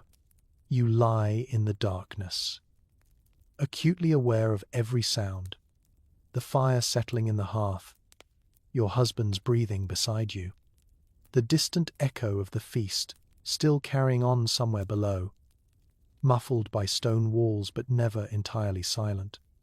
And something else, a creak, a whisper, the soft shuffle of feet in the corridor just outside your chamber. They're still there, some of them, at least, waiting, listening. The medieval obsession with proving consummation extended far beyond the bedding ceremony itself. It wasn't enough to escort the couple to their chamber and close the door with a wink and a blessing. Society demanded evidence, proof that the marriage had been properly sealed, that the contract was now unbreakable, that any children born of this union would be legitimate beyond question. And that proof required witnesses. The practice varied by region and social class, but the underlying principle remained consistent. Someone needed to verify that the deed was done. Among royalty and high nobility, this could be remarkably intrusive. Historical records describe wedding nights where witnesses remained in the room itself, standing in corners, sitting behind screens, or positioned just outside partially open bed curtains. Their job was to listen, to observe, to confirm that the sounds and movements from the bed indicated genuine consummation. Only then could they testify, if necessary, that the marriage was valid. Imagine that for a moment. The most intimate act of your life, performed while strangers lurk in the shadows, their ears straining for evidence of your compliance. Here's a curious detail that historians have documented from royal archives and diplomatic correspondence. In some particularly high-stakes marriages, unions between royal houses, alliances that could determine the fate of nations, the witnesses were positioned remarkably close to the action. One account from the 15th century describes a French royal wedding where members of both families stood at the foot of the bed, watching through a gap in the curtains until they were satisfied that consummation had occurred. Only then did they withdraw, leaving the exhausted couple to whatever privacy remained. The French, it seems, took their dynastic obligations very seriously. But you don't have to be royalty to experience this particular violation. Even among lesser nobility, the expectation of witnessed consummation was common. Trusted servants might be stationed outside the door, their ears pressed to the wood, ready to report back to anxious parents, female relatives, aunts, mothers. Mothers-in-law might insist on access to the chamber immediately after the act, ostensibly to comfort the bride, but really to inspect the sheets for the blood that would prove her virginity had been intact. Ah, yes, the sheets. We should talk about the sheets. Remember that white linen you noticed earlier? Crisp and clean, laid out so carefully on the marriage bed. It wasn't just for comfort or aesthetics. It was evidence. A blank canvas waiting to be marked with the proof of your purity. In the morning, sometimes that very night, those sheets would be examined by interested parties. Blood meant virginity. Blood meant the contract was valid. Blood meant you had entered this marriage honestly. Your most valuable asset intact. The pressure this placed on brides was immense. What if there wasn't enough blood? What if there wasn't any blood at all? Medical understanding of virginity was limited at best, and the assumption that first intercourse always produced visible bleeding was simply wrong. Many women, for various anatomical reasons, didn't bleed significantly or at all. But try explaining that to a medieval mother-in-law with a magnifying glass and a suspicious mind. Historians still debate how universal the sheet inspection actually was, and how seriously the results were taken.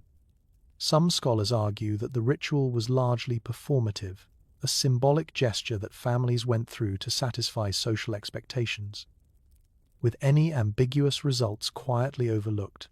Others point to court records and annulment proceedings where the absence of blood was cited as evidence of prior sexual activity, leading to broken marriages and ruined reputations.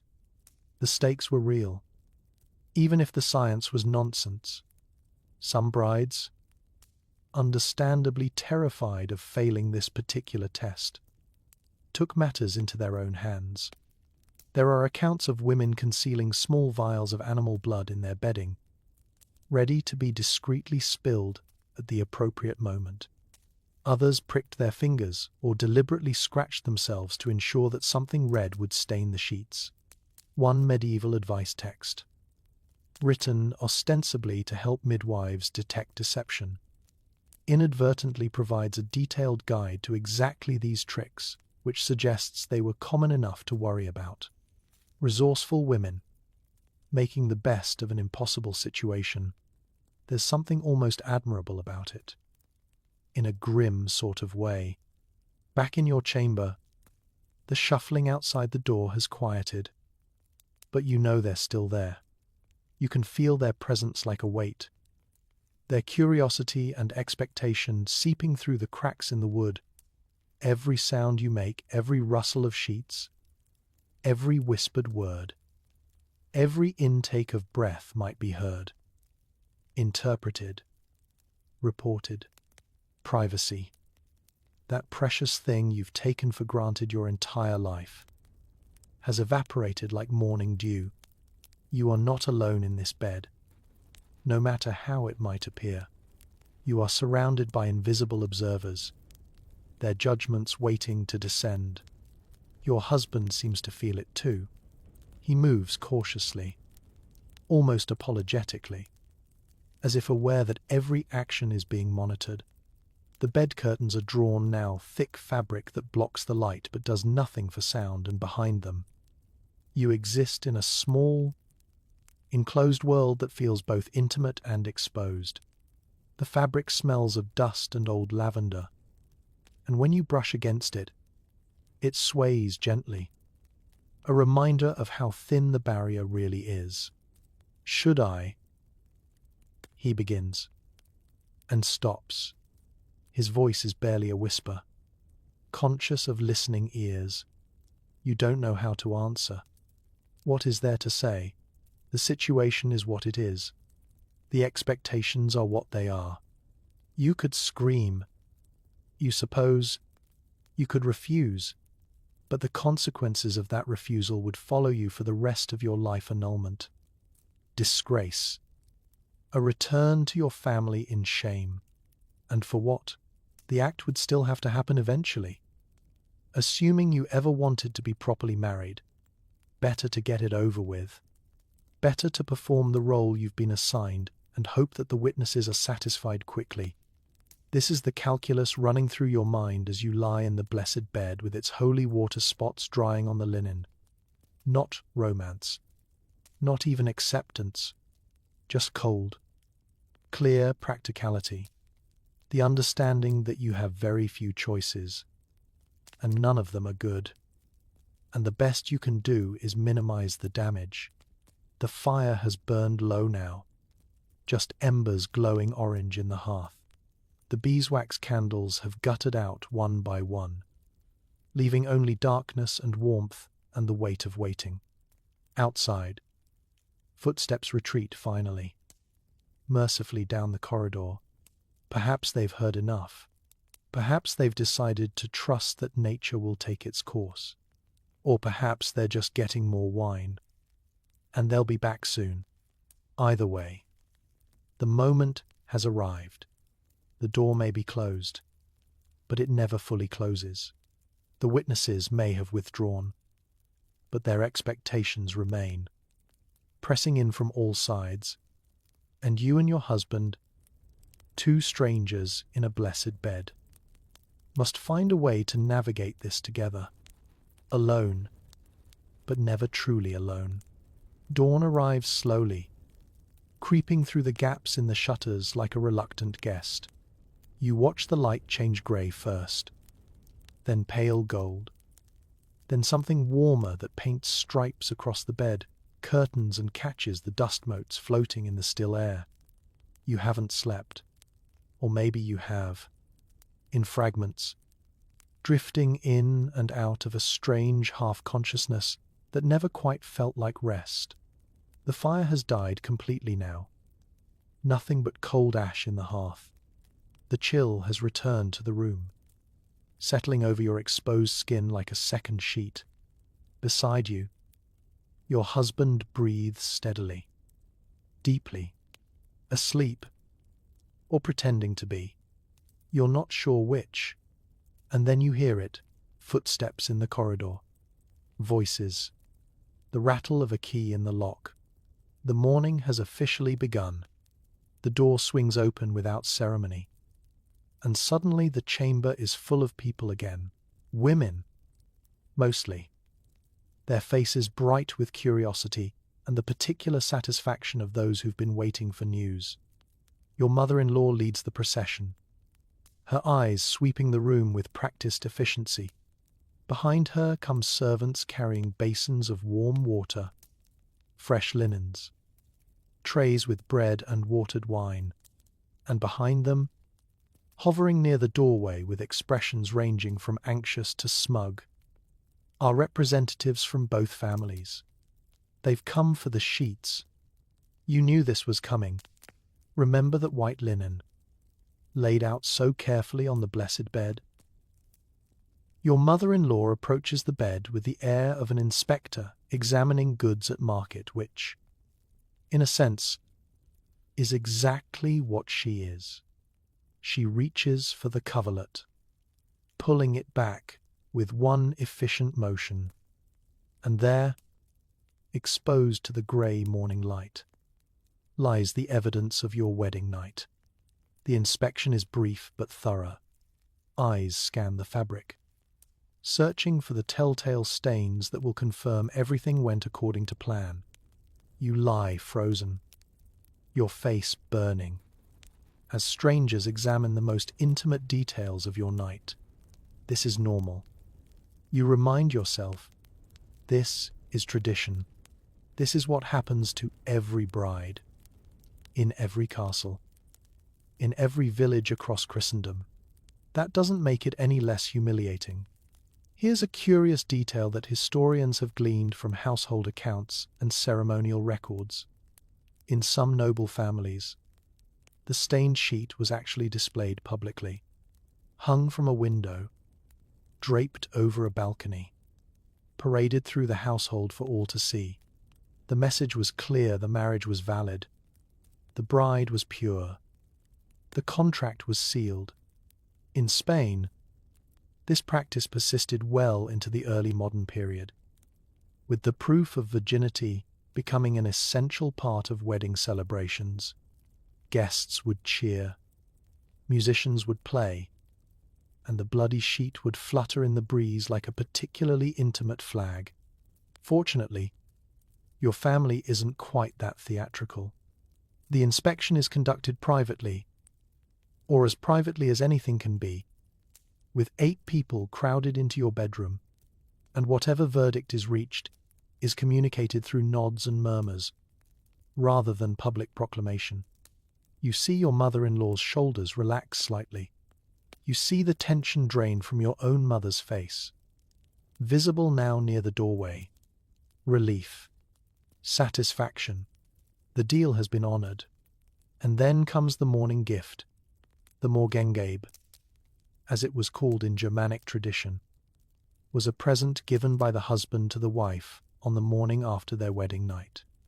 Its origins were practical compensation, essentially, for the bride's virginity, a recognition that she had fulfilled her part of the bargain. But over time, it evolved into something more ceremonial, a symbol of the husband's satisfaction and his commitment to providing for his new wife.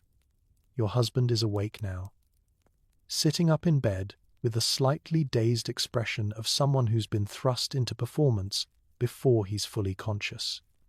A servant approaches with a small wooden box, ornately carved, and places it in his hands. He turns to you awkward, formal, still more stranger than spouse, and opens the lid. Inside lies a piece of jewelry, a brooch, perhaps, or a ring, maybe a small pendant on a delicate chain. The specifics vary by family wealth and regional custom, but the gesture is universal. He's giving you something of value, something that will belong to you alone, a token of the new life you've entered together. For you, he says, his voice is rough with sleep, uncertain. With my thanks, you take the gift with hands that tremble only slightly. The metal is cold against your palm, heavier than you expected. Is it beautiful? Probably. You can't really tell right now. Your eyes are too blurred with exhaustion and residual embarrassment to focus properly on details. But the gift matters less than what it represents. You are a wife now, in every legal and social sense. The morning gift confirms it. The inspected sheets confirm it. The nodding approval of both families confirms it. There is no going back. The threshold has been crossed. Historians still debate the exact legal significance of the morning gift in different regions and periods. Some scholars argue that it represented a genuine transfer of property, that the gift, whatever it was, became the wife's personal possession, separate from her husband's estate and protected even in the event of his death. Others suggest that its meaning was primarily symbolic, a ritual acknowledgement of consummation rather than a substantive economic transaction. What we can say with certainty is that the practice was widespread and enduring, surviving in various forms well into the Renaissance and beyond. The servants are bustling around you now, changing the sheets, laying out fresh clothes, preparing the room for the day ahead. Someone presses a cup of watered wine into your hands and insists you drink. Someone else is brushing out your hair, working through the tangles left by a restless night. You submit to their ministrations passively, too tired to resist, too overwhelmed to care. The light through the shutters is brighter now, fully golden, announcing the arrival of a new day. Your first full day as a married woman. There will be more celebrations, probably a morning mass, another feast, more toasts and well wishes from guests who haven't yet exhausted their enthusiasm. You'll be expected to smile, to perform gratitude and happiness, to play the role of the blushing bride even though there's nothing left to blush about. But for now, in this strange suspended moment between night and day, you simply sit. The morning gift rests in your lap, cold metal warming slowly against your palm. Your husband sits beside you, equally dazed, equally displaced. Neither of you speaks. There's nothing to say, really, that wouldn't be heard by the dozen people currently rearranging your bedroom. Outside, somewhere beyond the castle walls, a rooster crows. The sound is ordinary, almost absurdly so, the same sound you've heard every morning of your life. But everything else has changed. You have changed. The girl who woke yesterday morning no longer exists. In her place sits a wife, a legal entity bound to another person until death. Her body no longer entirely her own. Her future no longer entirely her choice. The morning gift glints in the sunlight. The servants chatter and bustle. Life, as it always does, moves forward, and you move with it, because there is no other direction to go. But what happened when things didn't go according to plan? We've been following a story that, despite its discomforts and indignities, has at least proceeded along expected lines. The wedding happened. The feast was held. The bedding ceremony occurred. The sheets were inspected. The morning gift was given. Everything that was supposed to happen, happened. But medieval marriages didn't always unfold so smoothly. Sometimes, despite everyone's best efforts, the wedding night failed. And when it failed, the consequences could be devastating. Let's imagine a different scenario, a different bride, a different chamber, a different morning. The women arrive for the sheet inspection, their faces eager with anticipated satisfaction. But when the coverlet is pulled back, the linen is pristine, white as snow, unstained, unmarked. Silence falls. Eyes dart between family members. The bride sits frozen, her face a mask of confusion and dawning horror. And somewhere in the room, her husband is looking anywhere but at the bed, his own face flushed with shame he cannot hide. The marriage was not consummated. Non-consummation was one of the few grounds on which a medieval marriage could be annulled. The Church took its sacraments seriously, and marriage was not complete until it was perfected through physical union.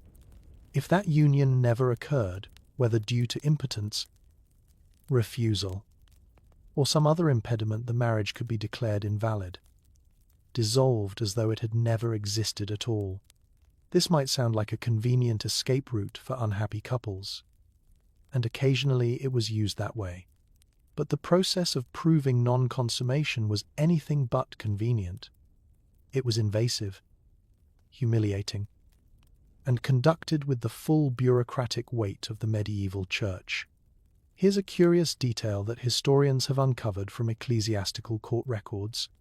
When impotence was claimed as grounds for annulment, the accused husband might be subjected to physical examination.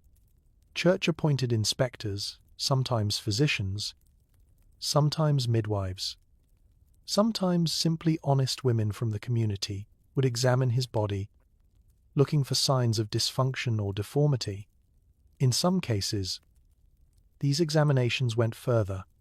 There are documented instances where the husband was required to demonstrate his capability in front of witnesses, sometimes with the assistance of local women hired specifically for this purpose. If that sounds almost unbelievably intrusive, that's because it was. The medieval Church did not take annulment lightly. Marriage was a sacrament, a holy bond, and breaking it required extraordinary proof. The embarrassment and degradation inflicted on the parties involved was, in some sense, the point a deterrent against frivolous claims. A reminder that challenging a marriage was not to be undertaken lightly. But what about the bride? If her husband was impotent, she too might face examination. Midwives would inspect her body, searching for signs that she was still a virgin or, alternatively, that she was not, which might suggest the problem lay elsewhere. Her most intimate anatomy would be discussed in church courts, recorded in official documents, debated by celibate priests who had never touched a woman but felt qualified to judge whether one had been properly touched by her husband. Imagine enduring that. Imagine standing before a tribunal of clergy, your body having been poked and prodded and examined, while men in robes discussed the details of your failed wedding night in Latin. Imagine your family's reputation hanging in the balance, your own future uncertain, your most private experiences transformed into public record. Some women sought annulment willingly, desperate to escape marriages that had become unbearable, a claim of impotence, even if it required invasive examination, might be preferable to spending a lifetime with a man who was cruel, neglectful, or simply repulsive. The Church's requirement for consummation could, in rare cases, work in a woman's favor, providing an exit from a contract she had never wanted to sign in the first place. But for others, the failure of consummation was a catastrophe. Remember that a woman's value in medieval society was largely tied to her ability to produce children. A marriage that couldn't be consummated was a marriage that couldn't produce heirs. And a woman returned to her family after an annulment carried a taint of failure, regardless of whose fault it actually was. She had been married and unmarried. She was no longer a maiden, but not quite a wife. Her prospects for a second match were significantly diminished. Historians still debate how common non-consummation cases actually were in medieval church courts. Some scholars suggest that impotence claims were relatively rare, reserved for extreme cases where the dysfunction was obvious and undeniable. Others point to court records that reveal a steady stream of such cases, suggesting that sexual problems in marriage were more common than we might assume, or at least more commonly used as legal leverage in disputes between unhappy spouses. The causes of failed wedding nights were varied. Sometimes the problem was physical, genuine impotence, whether from age, illness, injury, or simple nervous dysfunction. The pressure of the wedding night, with its witnesses and expectations and performative demands, could easily overwhelm a young man's ability to function. Stage fright, we might call it today. A perfectly healthy body rendered temporarily useless by the weight of anxiety. Sometimes the problem was psychological. Men who had been raised to fear sexuality, to associate it with sin and damnation, might find themselves unable to perform when the moment finally arrived. Women who had been terrorized by warnings about the pain and danger of intercourse might tense up so completely that penetration became impossible. The mind and body are connected in ways the medieval world only dimly understood, and that connection could sabotage even the most dutiful intentions. And sometimes, rarely, but sometimes the problem was simple refusal. A bride who couldn't bear to be touched by a stranger. A groom who discovered, too late, that his preferences lay elsewhere. A couple whose mutual antipathy was so strong that even duty couldn't overcome it. These cases were the most dangerous, the most shameful, the most likely to end in scandal and recrimination. The consequences of failed consummation rippled outward, affecting not just the couple but their entire families. Alliances were broken, dowries were disputed, lawyers and clergy were summoned. Accusations flew back and forth. She was cold. He was inadequate. Someone lied about someone's fitness for marriage. The private failure of one night could become the public scandal of a generation. We don't know how this story ends for our imagined couple. Perhaps the husband's nerves settled, and consummation occurred on the second or third night, quietly, without fanfare. The crisis averted before it fully bloomed. Perhaps the families negotiated a quiet separation, preserving as much dignity as possible. Perhaps the case went to court, and somewhere in a dusty archive, the details of their intimate failure are still preserved in fading Latin script. What we know is that the stakes were impossibly high, and that for medieval couples, the wedding night was not just a personal experience, but a legal test, one that could determine the entire trajectory of their lives. How did they survive it? That's the question that lingers, isn't it? After everything we've discussed, the strangers in the bed, the witnesses at the door, the inspections and examinations and utter lack of privacy, how did medieval women endure? How did they wake up the morning after their wedding night, and the morning after that, and all the mornings that followed, and simply continue? The answer, like so many answers about women's history, lies in the spaces between official records, in whispered conversations and unwritten traditions, in the quiet networks of support that women built for each other, generation after generation. In a world that gave them so little power over their own lives, remember your mother, sitting beside you 3 days before the wedding, struggling to explain what was coming. Remember your sister, slipping into your chamber by candlelight, offering what fragments of wisdom she could. Those moments weren't isolated. They were part of something larger, a web of female knowledge and mutual care that stretched across households, villages, entire regions. Women helped each other because no one else would. Women prepared each other because the alternative was sending their daughters, their sisters, their friends into the unknown completely alone. The advice passed between women was practical, even when it was wrapped in euphemism. Herbal remedies featured prominently. Medieval women had access to a rich pharmacopoeia of plants and preparations, many of which were specifically intended to ease the difficulties of married life. Chamomile and valerian for calming nerves, mugwort and pennyroyal for regulating monthly cycles, oils infused with lavender or rose, applied to intimate areas to reduce friction and discomfort. These weren't luxuries, they were survival tools, accumulated over centuries of trial and error. Here's a curious detail that historians have pieced together from herbals, medical texts, and recipe collections. Some medieval women used preparations specifically designed to simulate virginity.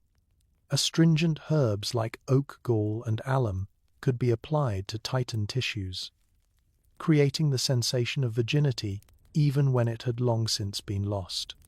Other recipes involved mixtures designed to produce bleeding on demand, a backup plan for brides who feared the sheet inspection.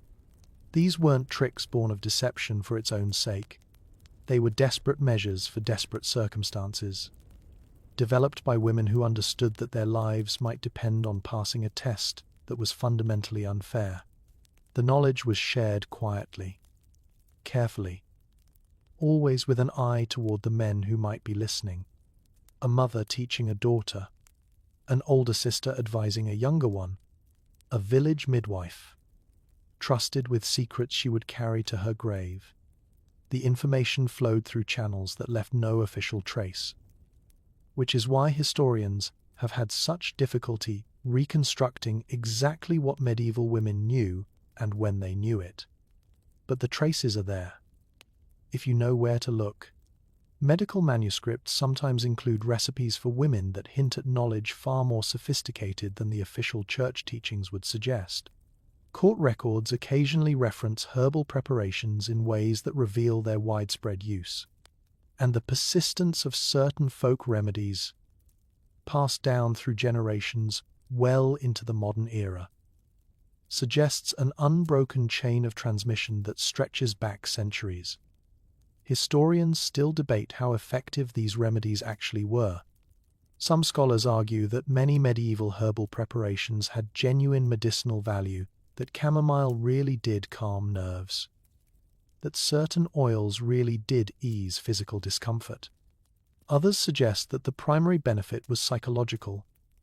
The act of preparing and using a remedy gave women a sense of control in situations where they had almost none.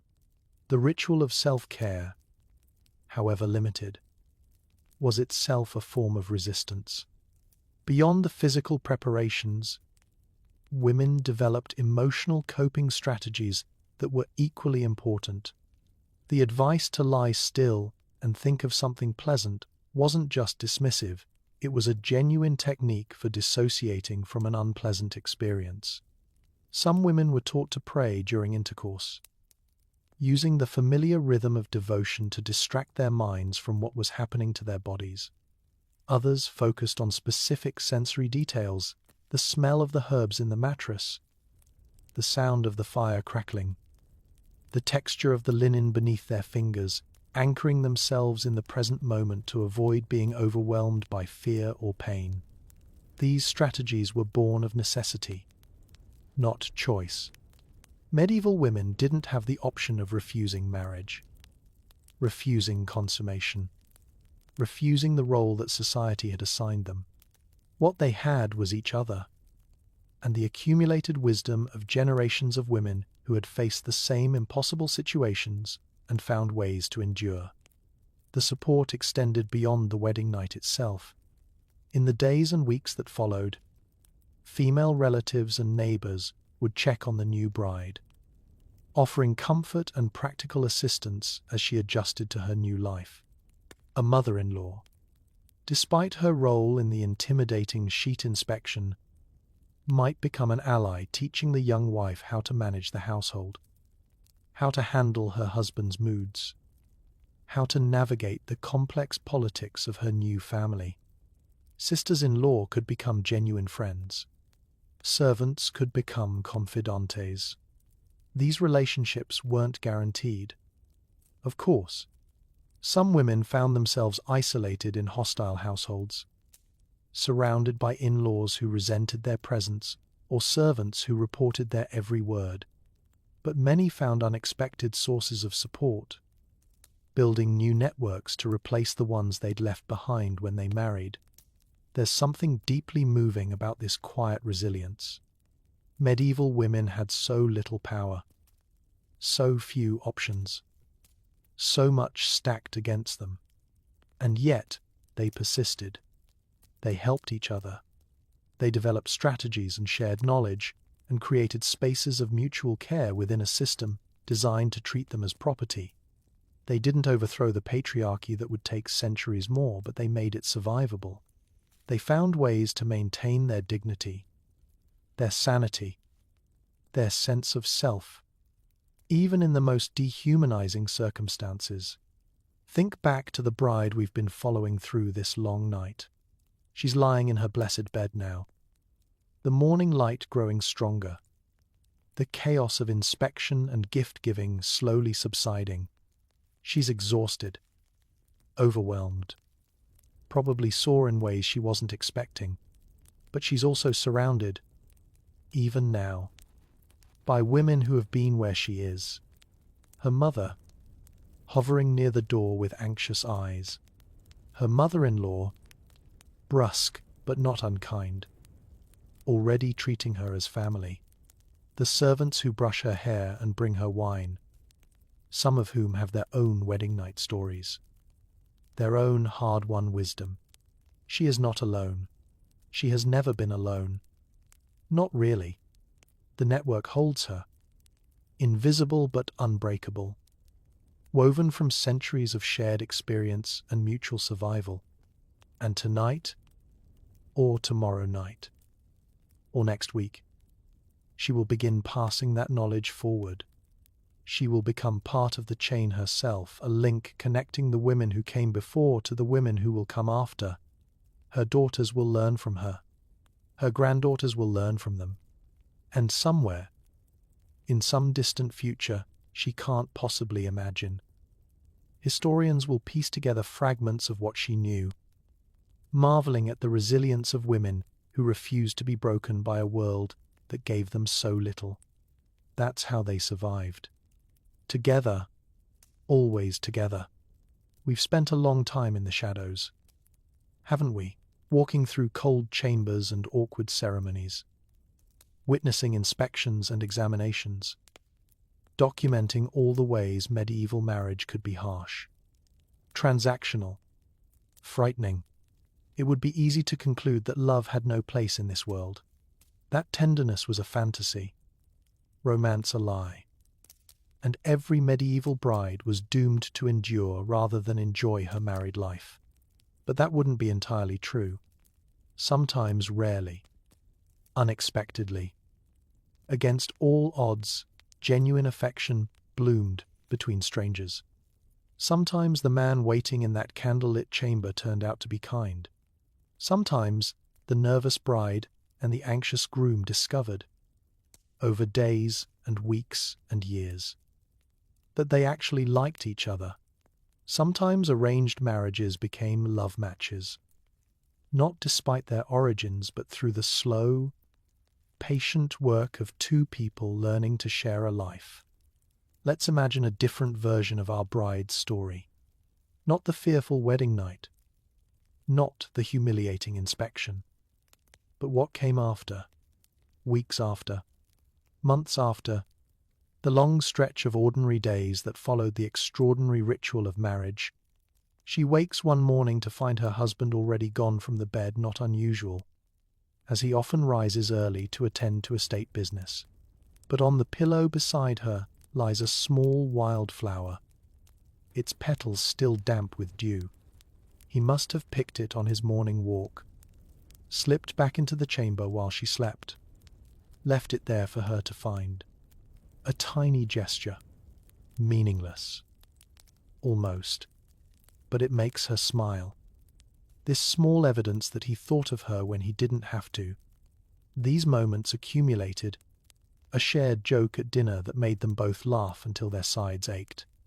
A quiet conversation by the fire, longer and more honest than any they'd had before.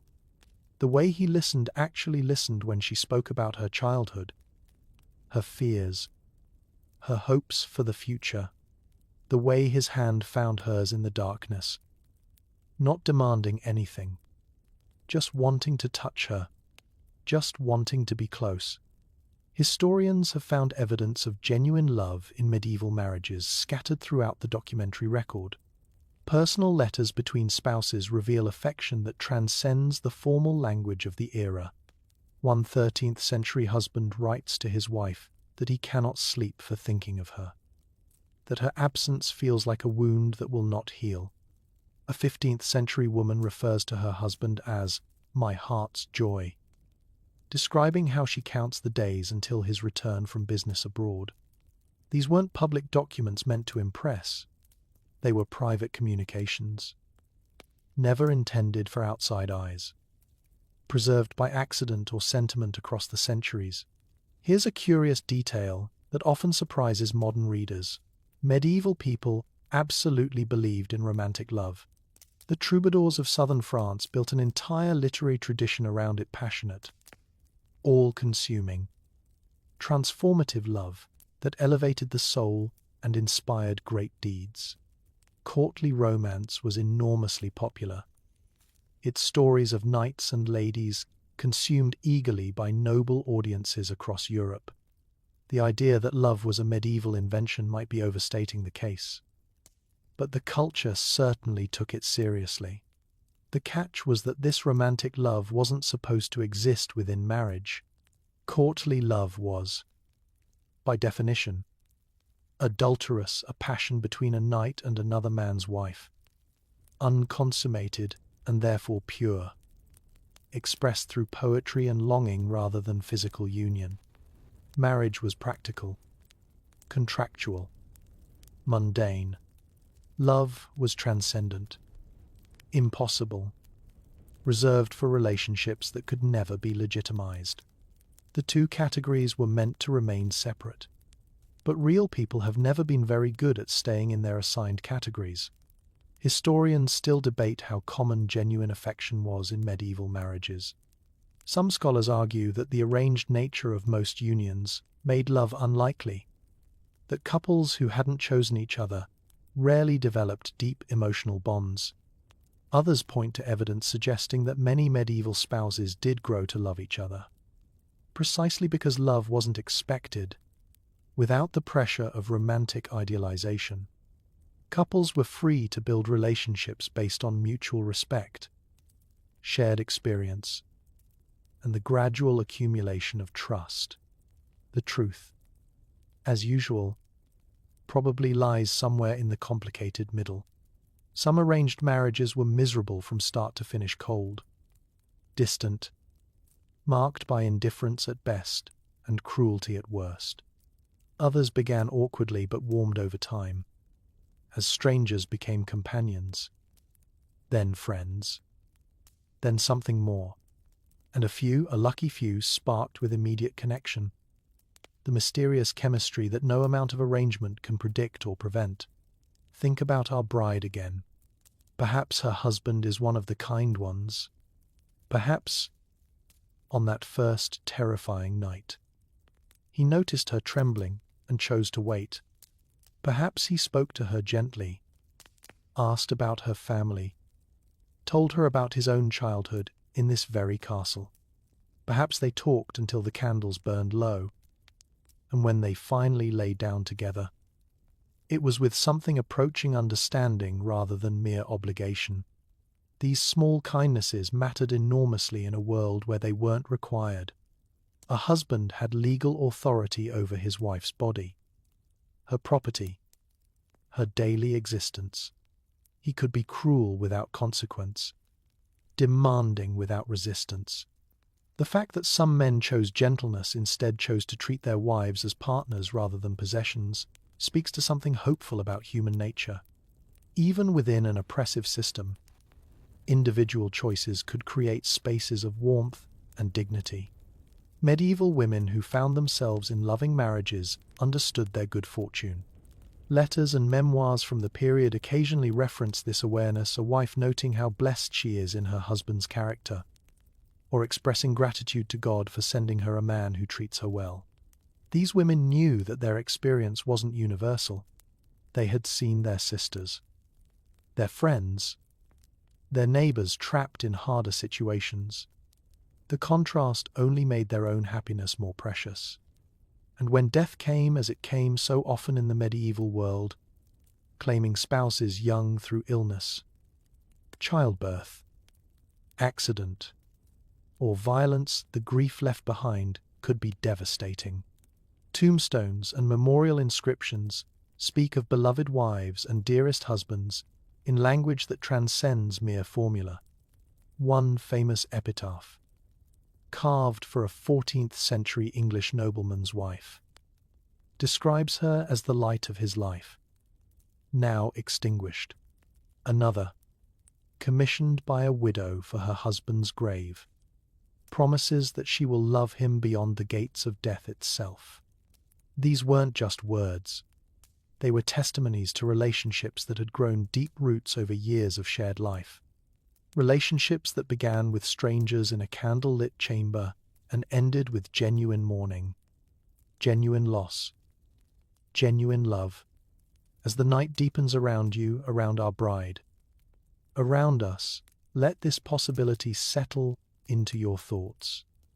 Yes, the medieval wedding night was often frightening. Yes, the system was unfair, the expectations crushing, the privacy non-existent.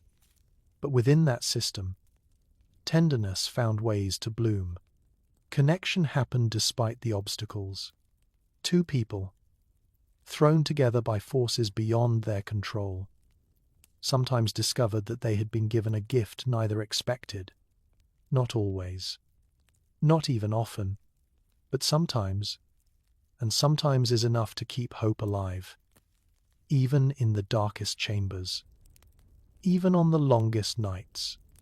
What if you could read the advice that medieval women actually received, not the whispered fragments passed from mother to daughter, but the written guidance set down in ink on parchment, preserved across centuries, still legible today in archives and libraries and carefully climate-controlled museum vaults? These texts exist, and they are fascinating, infuriating, and occasionally very strange. Medieval advice literature for women took many forms. There were conduct manuals written by clergy, designed to mold young women into virtuous wives and mothers. There were household guides compiled by wealthy men for their daughters, offering practical instruction on everything from managing servants to choosing fabrics. There were medical treatises that touched on women's bodies with varying degrees of accuracy and compassion. And there were personal letters, passed between family members, containing guidance tailored to specific situations and specific brides. One of the most famous examples is Le Ménagier de Paris, The Goodman of Paris, written around 1393 by an elderly merchant for his young wife, who was only 15 when they married. The text is remarkable for its detail and its tone, which hovers somewhere between paternal affection and slightly creepy obsession. The goodman covers everything: how to remove fleas from a bed, how to choose fresh fish at market, how to treat servants with appropriate firmness, how to keep a husband happy in every possible way. The sections on marital relations are particularly revealing. The goodman advises his young wife to be always pleasant, always agreeable, always attentive to her husband's needs. If he comes home in a bad mood, she should soothe him. If he makes unreasonable demands, she should comply without complaint. If he strays, and the goodman acknowledges, with remarkable frankness, that husbands sometimes do stray, she should forgive him quietly and never speak of it. Her role is to be a source of comfort and peace, a haven from the troubles of the outside world. Here's a curious detail that historians have noted about this text. Despite its patriarchal assumptions, the goodman seems genuinely fond of his young wife. He writes with affection, sometimes even tenderness, and his advice, while controlling by modern standards, appears motivated by a sincere desire to see her thrive. He wants her to succeed as a wife, partly for his own benefit, but also because her success will make her life easier. The relationship between prescription and care is complicated, tangled up in medieval assumptions about gender that seem alien to us now. Other advice texts were less benevolent. Religious treatises on marriage often emphasized wifely submission in stark, uncompromising terms. A wife's duty was obedience to God first, then to her husband, who was her earthly master. Her body was not her own. Her will was not her own. Her desires, her preferences, her individual selfhood, all of these were meant to be subsumed into her husband's authority. Some texts went further, warning women against the sin of enjoying marital relations too much. Pleasure was suspicious. Pleasure suggested lust, and lust was a gateway to damnation. Imagine reading that as a young bride, already frightened of what awaited you in the marriage bed. Imagine being told that not only must you endure whatever happens, but you must be careful not to enjoy it, lest your immortal soul be endangered. The psychological burden of such teachings is difficult to overstate. Medical texts offered a different kind of guidance, though not necessarily a more comforting one. Medieval medicine operated on the theory of humors, the belief that the body contained 4 fundamental fluids whose balance determined health and temperament. Women were considered cold and wet by nature. In contrast to men's hot and dry constitution, this fundamental difference supposedly explained everything from women's emotional instability to their physical weakness to their role in reproduction. When it came to marital advice, medical texts often focused on conception, how to increase fertility, how to determine the best times for intercourse, how to ensure the child would be male. Since sons were almost universally preferred, some of this advice was relatively sensible recommendations about timing based on observations of women's monthly cycles. Other suggestions veered into superstition and absurdity. Historians still debate how widely these medical texts circulated and how seriously their advice was taken.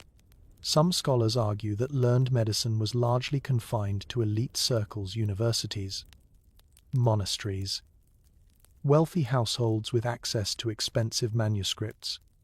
Ordinary people relied on folk traditions and local healers whose practices might differ significantly from written recommendations. Others suggest that medical ideas filtered down through society more thoroughly than we might assume, shaping popular understanding of bodies and reproduction even among those who couldn't read. One particularly interesting category of advice concerned the wedding night itself.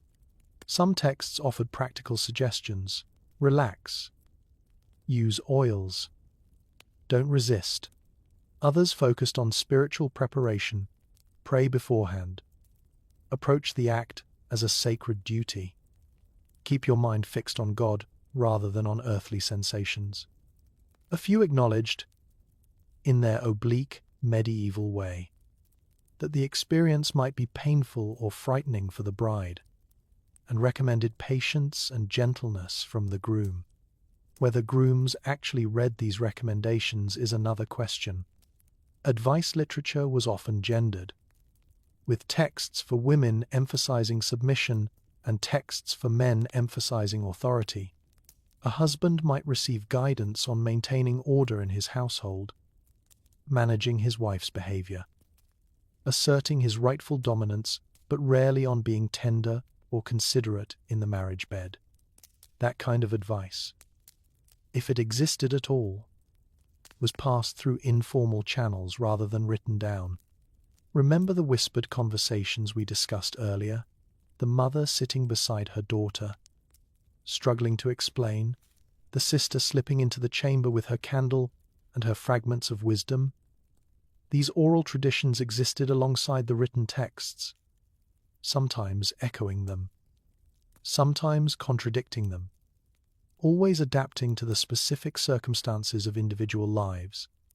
A mother might have read The Goodman of Paris or heard its principles summarized by a priest, but what she told her daughter was filtered through her own experience, her own marriage, her own understanding of what actually worked. The gap between official advice and lived reality is one of the great challenges facing historians of medieval women. The texts that survive represent a particular perspective, usually male, usually elite, usually shaped by religious or ideological agendas. What ordinary women actually thought, felt, and did is much harder to recover. We catch glimpses in court records, in personal letters, in the marginal notes that sometimes appear in manuscripts. But the full picture remains elusive, obscured by centuries of silence. As you lie here in the darkness, imagine a young bride 500 years ago, holding a book by candlelight. Perhaps it's a conduct manual, borrowed from a wealthy relative. Perhaps it's a collection of prayers, dog-eared from use. She reads the words, absorbing their instruction, trying to reconcile them with what she actually feels: the fear, the curiosity, the strange mixture of dread and anticipation that no text quite captures. The book tells her what she should be, but only she knows what she is. And in the space between those two things, the ideal and the real, the prescription and the lived experience, she will have to find her own way forward, as women have always done. The medieval period stretched across nearly 1,000 years. Think about that for a moment. 1,000 years of change, of evolution, of customs being born and dying and transforming into something new. The wedding night experienced by a bride in the year 500 would have been almost unrecognizable to a bride in 1400. The rituals shifted, the expectations evolved, and slowly, gradually, something like privacy began to emerge from the public spectacle we've been describing. In the earliest centuries of the medieval period, the so-called Dark Ages, following the fall of Rome, wedding customs were often brutal in their simplicity. Among Germanic tribes who swept across Europe, marriage by capture was not uncommon. A man might literally seize the woman he wanted, carrying her off to his household whether she consented or not. The wedding night in such cases was simply the first night of captivity. With whatever that entailed, ritual and ceremony were minimal. What mattered was possession. As Christianity spread and consolidated its hold on European society, the Church worked to impose order on these chaotic practices. Marriage was declared a sacrament, subject to ecclesiastical law. Consent, at least nominal consent, became a requirement. Public ceremonies replaced private seizures. The Church's involvement brought structure, documentation, and a certain formality to proceedings that had previously been governed only by tribal custom and physical strength. But the Church's reforms were slow, uneven, and constantly negotiated. Local traditions persisted alongside official doctrine. What the priest prescribed in his sermon might bear little resemblance to what actually happened in the village after dark. The bedding ceremony, with all its public intrusion, was itself a compromise, a way of channeling communal investment in marriage into ritual form rather than outright chaos. Here's a curious detail that historians have traced through legal records and ecclesiastical debates. The Church actually tried, at various points, to eliminate the bedding ceremony entirely. Reformers argued that it was unseemly, that it reduced a sacred sacrament to vulgar entertainment, that it exposed the married couple to temptations and indignities incompatible with Christian dignity. Synods issued condemnations, priests delivered sermons, but the practice persisted, too deeply rooted in popular culture to be easily dislodged. By the High Middle Ages, the 12th and 13th centuries, a kind of equilibrium had been reached. The bedding ceremony remained, but its edges had been softened somewhat. The priest's blessing gave it religious legitimacy.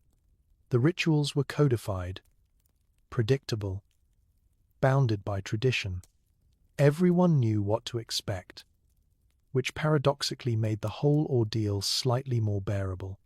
The terror of the unknown was replaced by the discomfort of the known, not pleasant, perhaps, but manageable.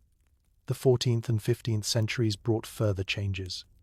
The catastrophic population losses of the Black Death, which killed perhaps a third of Europe's population in the mid-1300s, disrupted social structures in ways that affected marriage customs along with everything else. Labor shortages gave surviving peasants more bargaining power. Traditional hierarchies loosened, and in the chaos of a transformed world, some old rigidities began to crack. Historians still debate exactly how the plague affected marriage practices. Some scholars argue that the upheaval accelerated existing trends toward individual choice and privacy. With so many dead, with traditional authorities weakened, with the old certainties shattered, people had more freedom to negotiate the terms of their own lives, including their marriages. Others suggest that the opposite occurred, that in times of crisis, communities clung more tightly to familiar rituals, finding comfort in tradition precisely because everything else was falling apart. What we can trace with reasonable confidence is a gradual shift, over the course of the 15th century, towards slightly more private wedding nights. Among the urban middle classes, merchants, professionals, the emerging bourgeoisie, elaborate bedding ceremonies became less common. The rowdy procession, the public undressing, the witnesses lingering at the door, these practices began to feel old-fashioned, associated with rural simplicity rather than urban sophistication. A wealthy merchant in Florence or Bruges or London might still host a grand wedding feast. But afterward, the couple was increasingly likely to retire to their chamber without the full theatrical accompaniment of earlier generations. Privacy was becoming a value in its own right. The architecture of wealthy homes began to change, with more rooms, more divisions, more spaces designated for specific purposes. The Great Hall, where everyone ate and slept and lived together, gave way to separate chambers for separate functions. Bedrooms became genuinely private spaces, not just corners of a larger communal area. And as the physical architecture changed, so did the social expectations surrounding it. This didn't happen overnight, and it didn't happen evenly.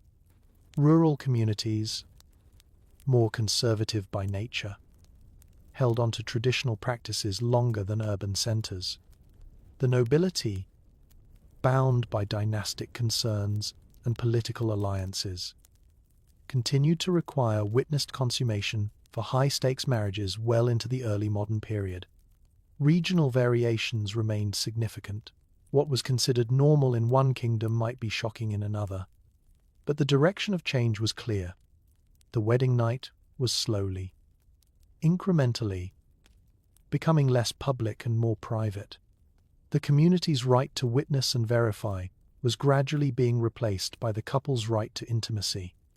It would take centuries more for this evolution to complete itself, for the wedding night to become the entirely private affair we consider normal today.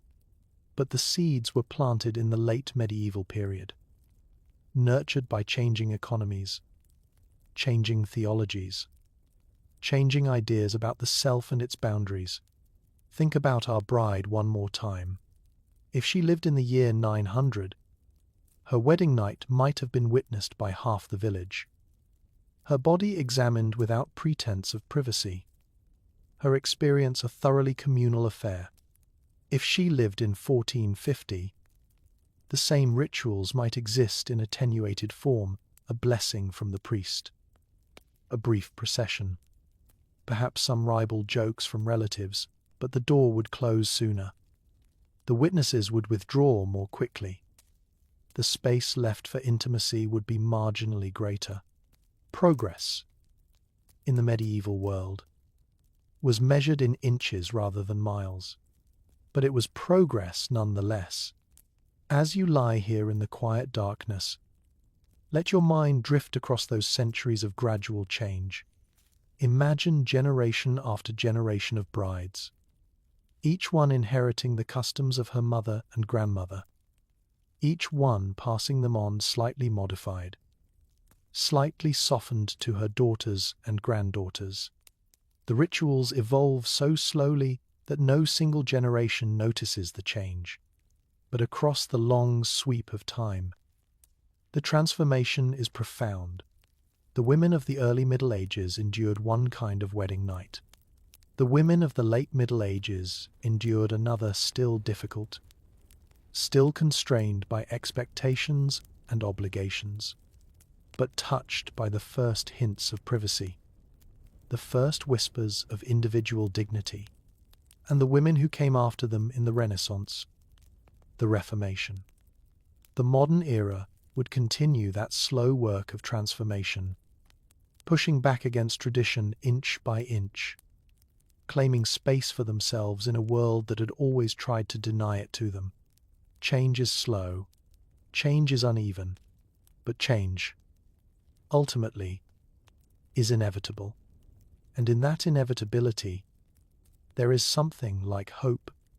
The fire has burned down to embers now, just a soft orange glow in the darkness, barely enough light to see by, barely enough warmth to feel against your skin.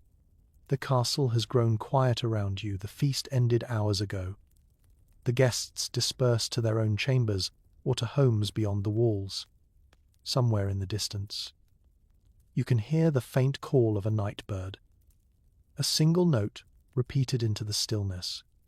The world has gone soft at the edges, blurred by exhaustion and the late hour, wrapped in the particular silence that belongs only to the deepest part of the night. Your husband sleeps beside you.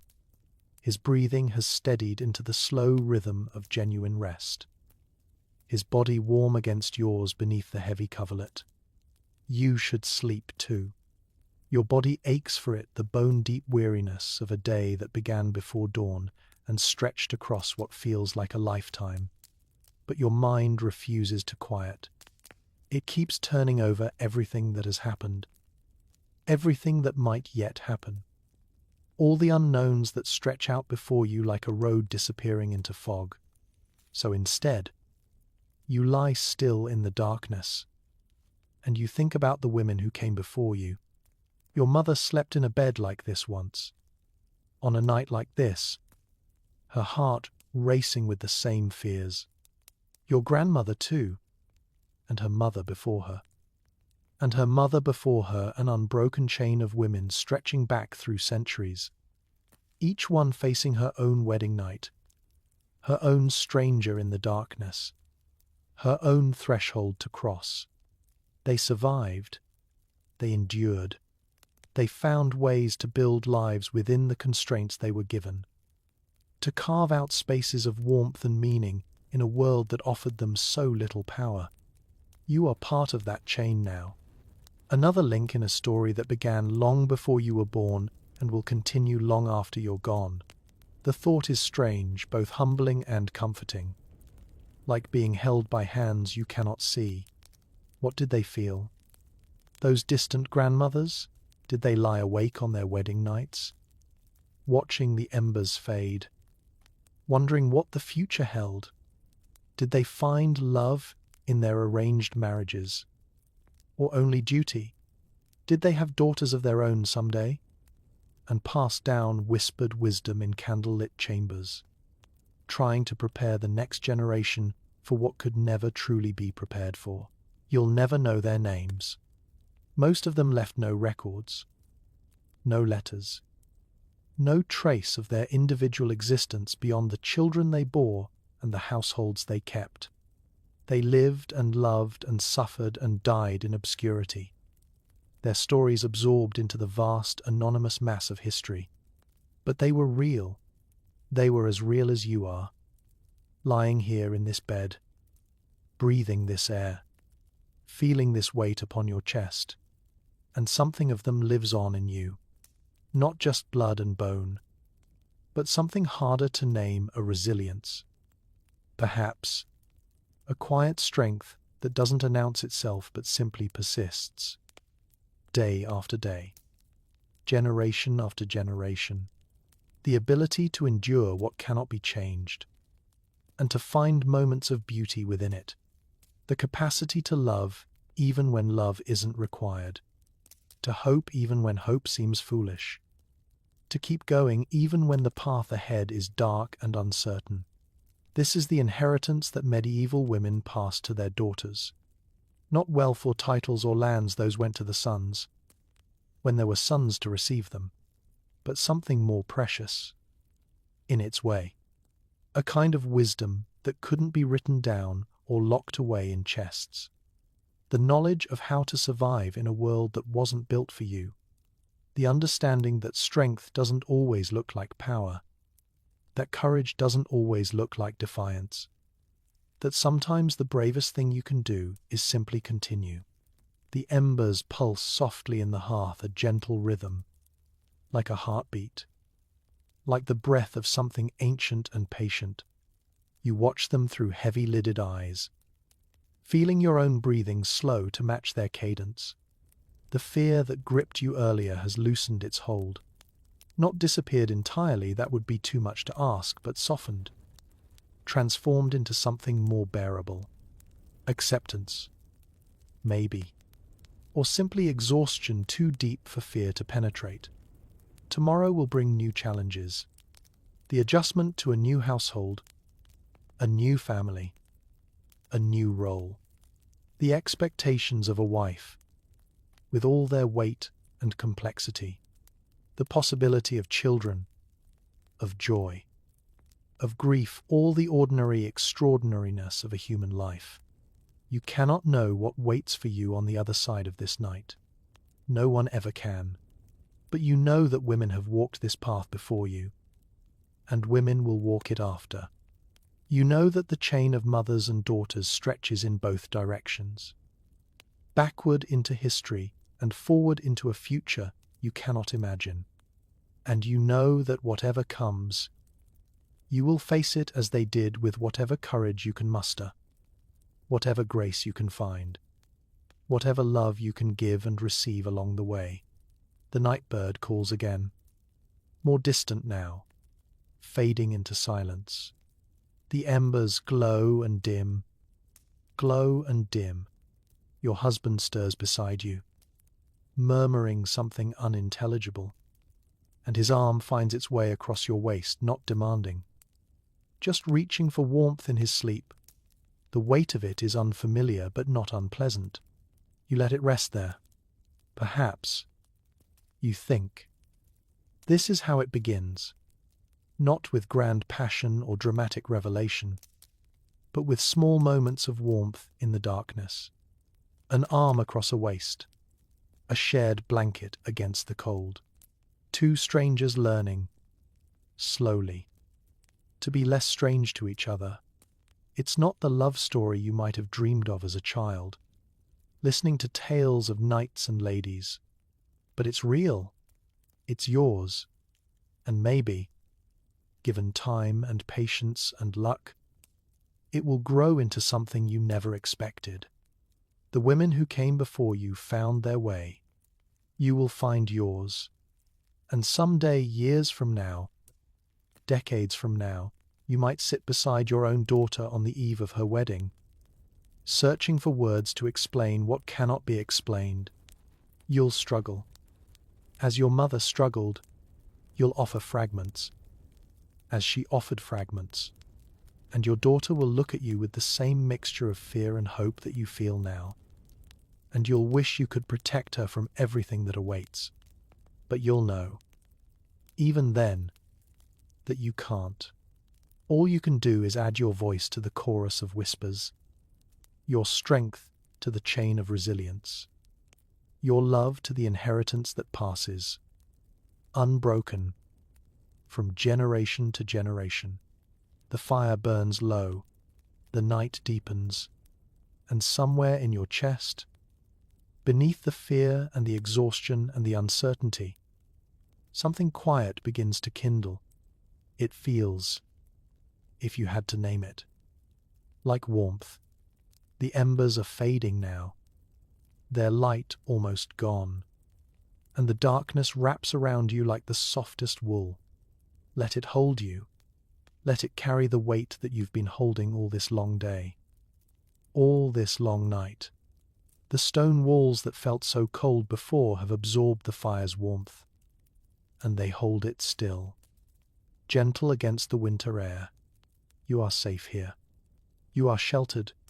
The worst of the night has passed. Feel your body sinking deeper into the mattress, the straw and feathers cradling you, the linen soft against your cheek. Your husband's warmth beside you is steady now, his breathing a quiet rhythm that seems to slow your own. Breathe with him. Let your chest rise and fall, easy and unhurried. There is nothing you need to do, nothing you need to fear. The morning will come when it comes. But for now, there is only this stillness, this quiet, this gentle, dark. The women who walked this path before you are with you still. You can almost feel them, gathered in the shadows, their presence soft as candlelight, soft as memory. They whisper no warnings now, no advice, no preparation, only comfort, only peace, only the wordless reassurance that you are not alone, that you have never been alone, that the chain of mothers and daughters will hold you through whatever comes.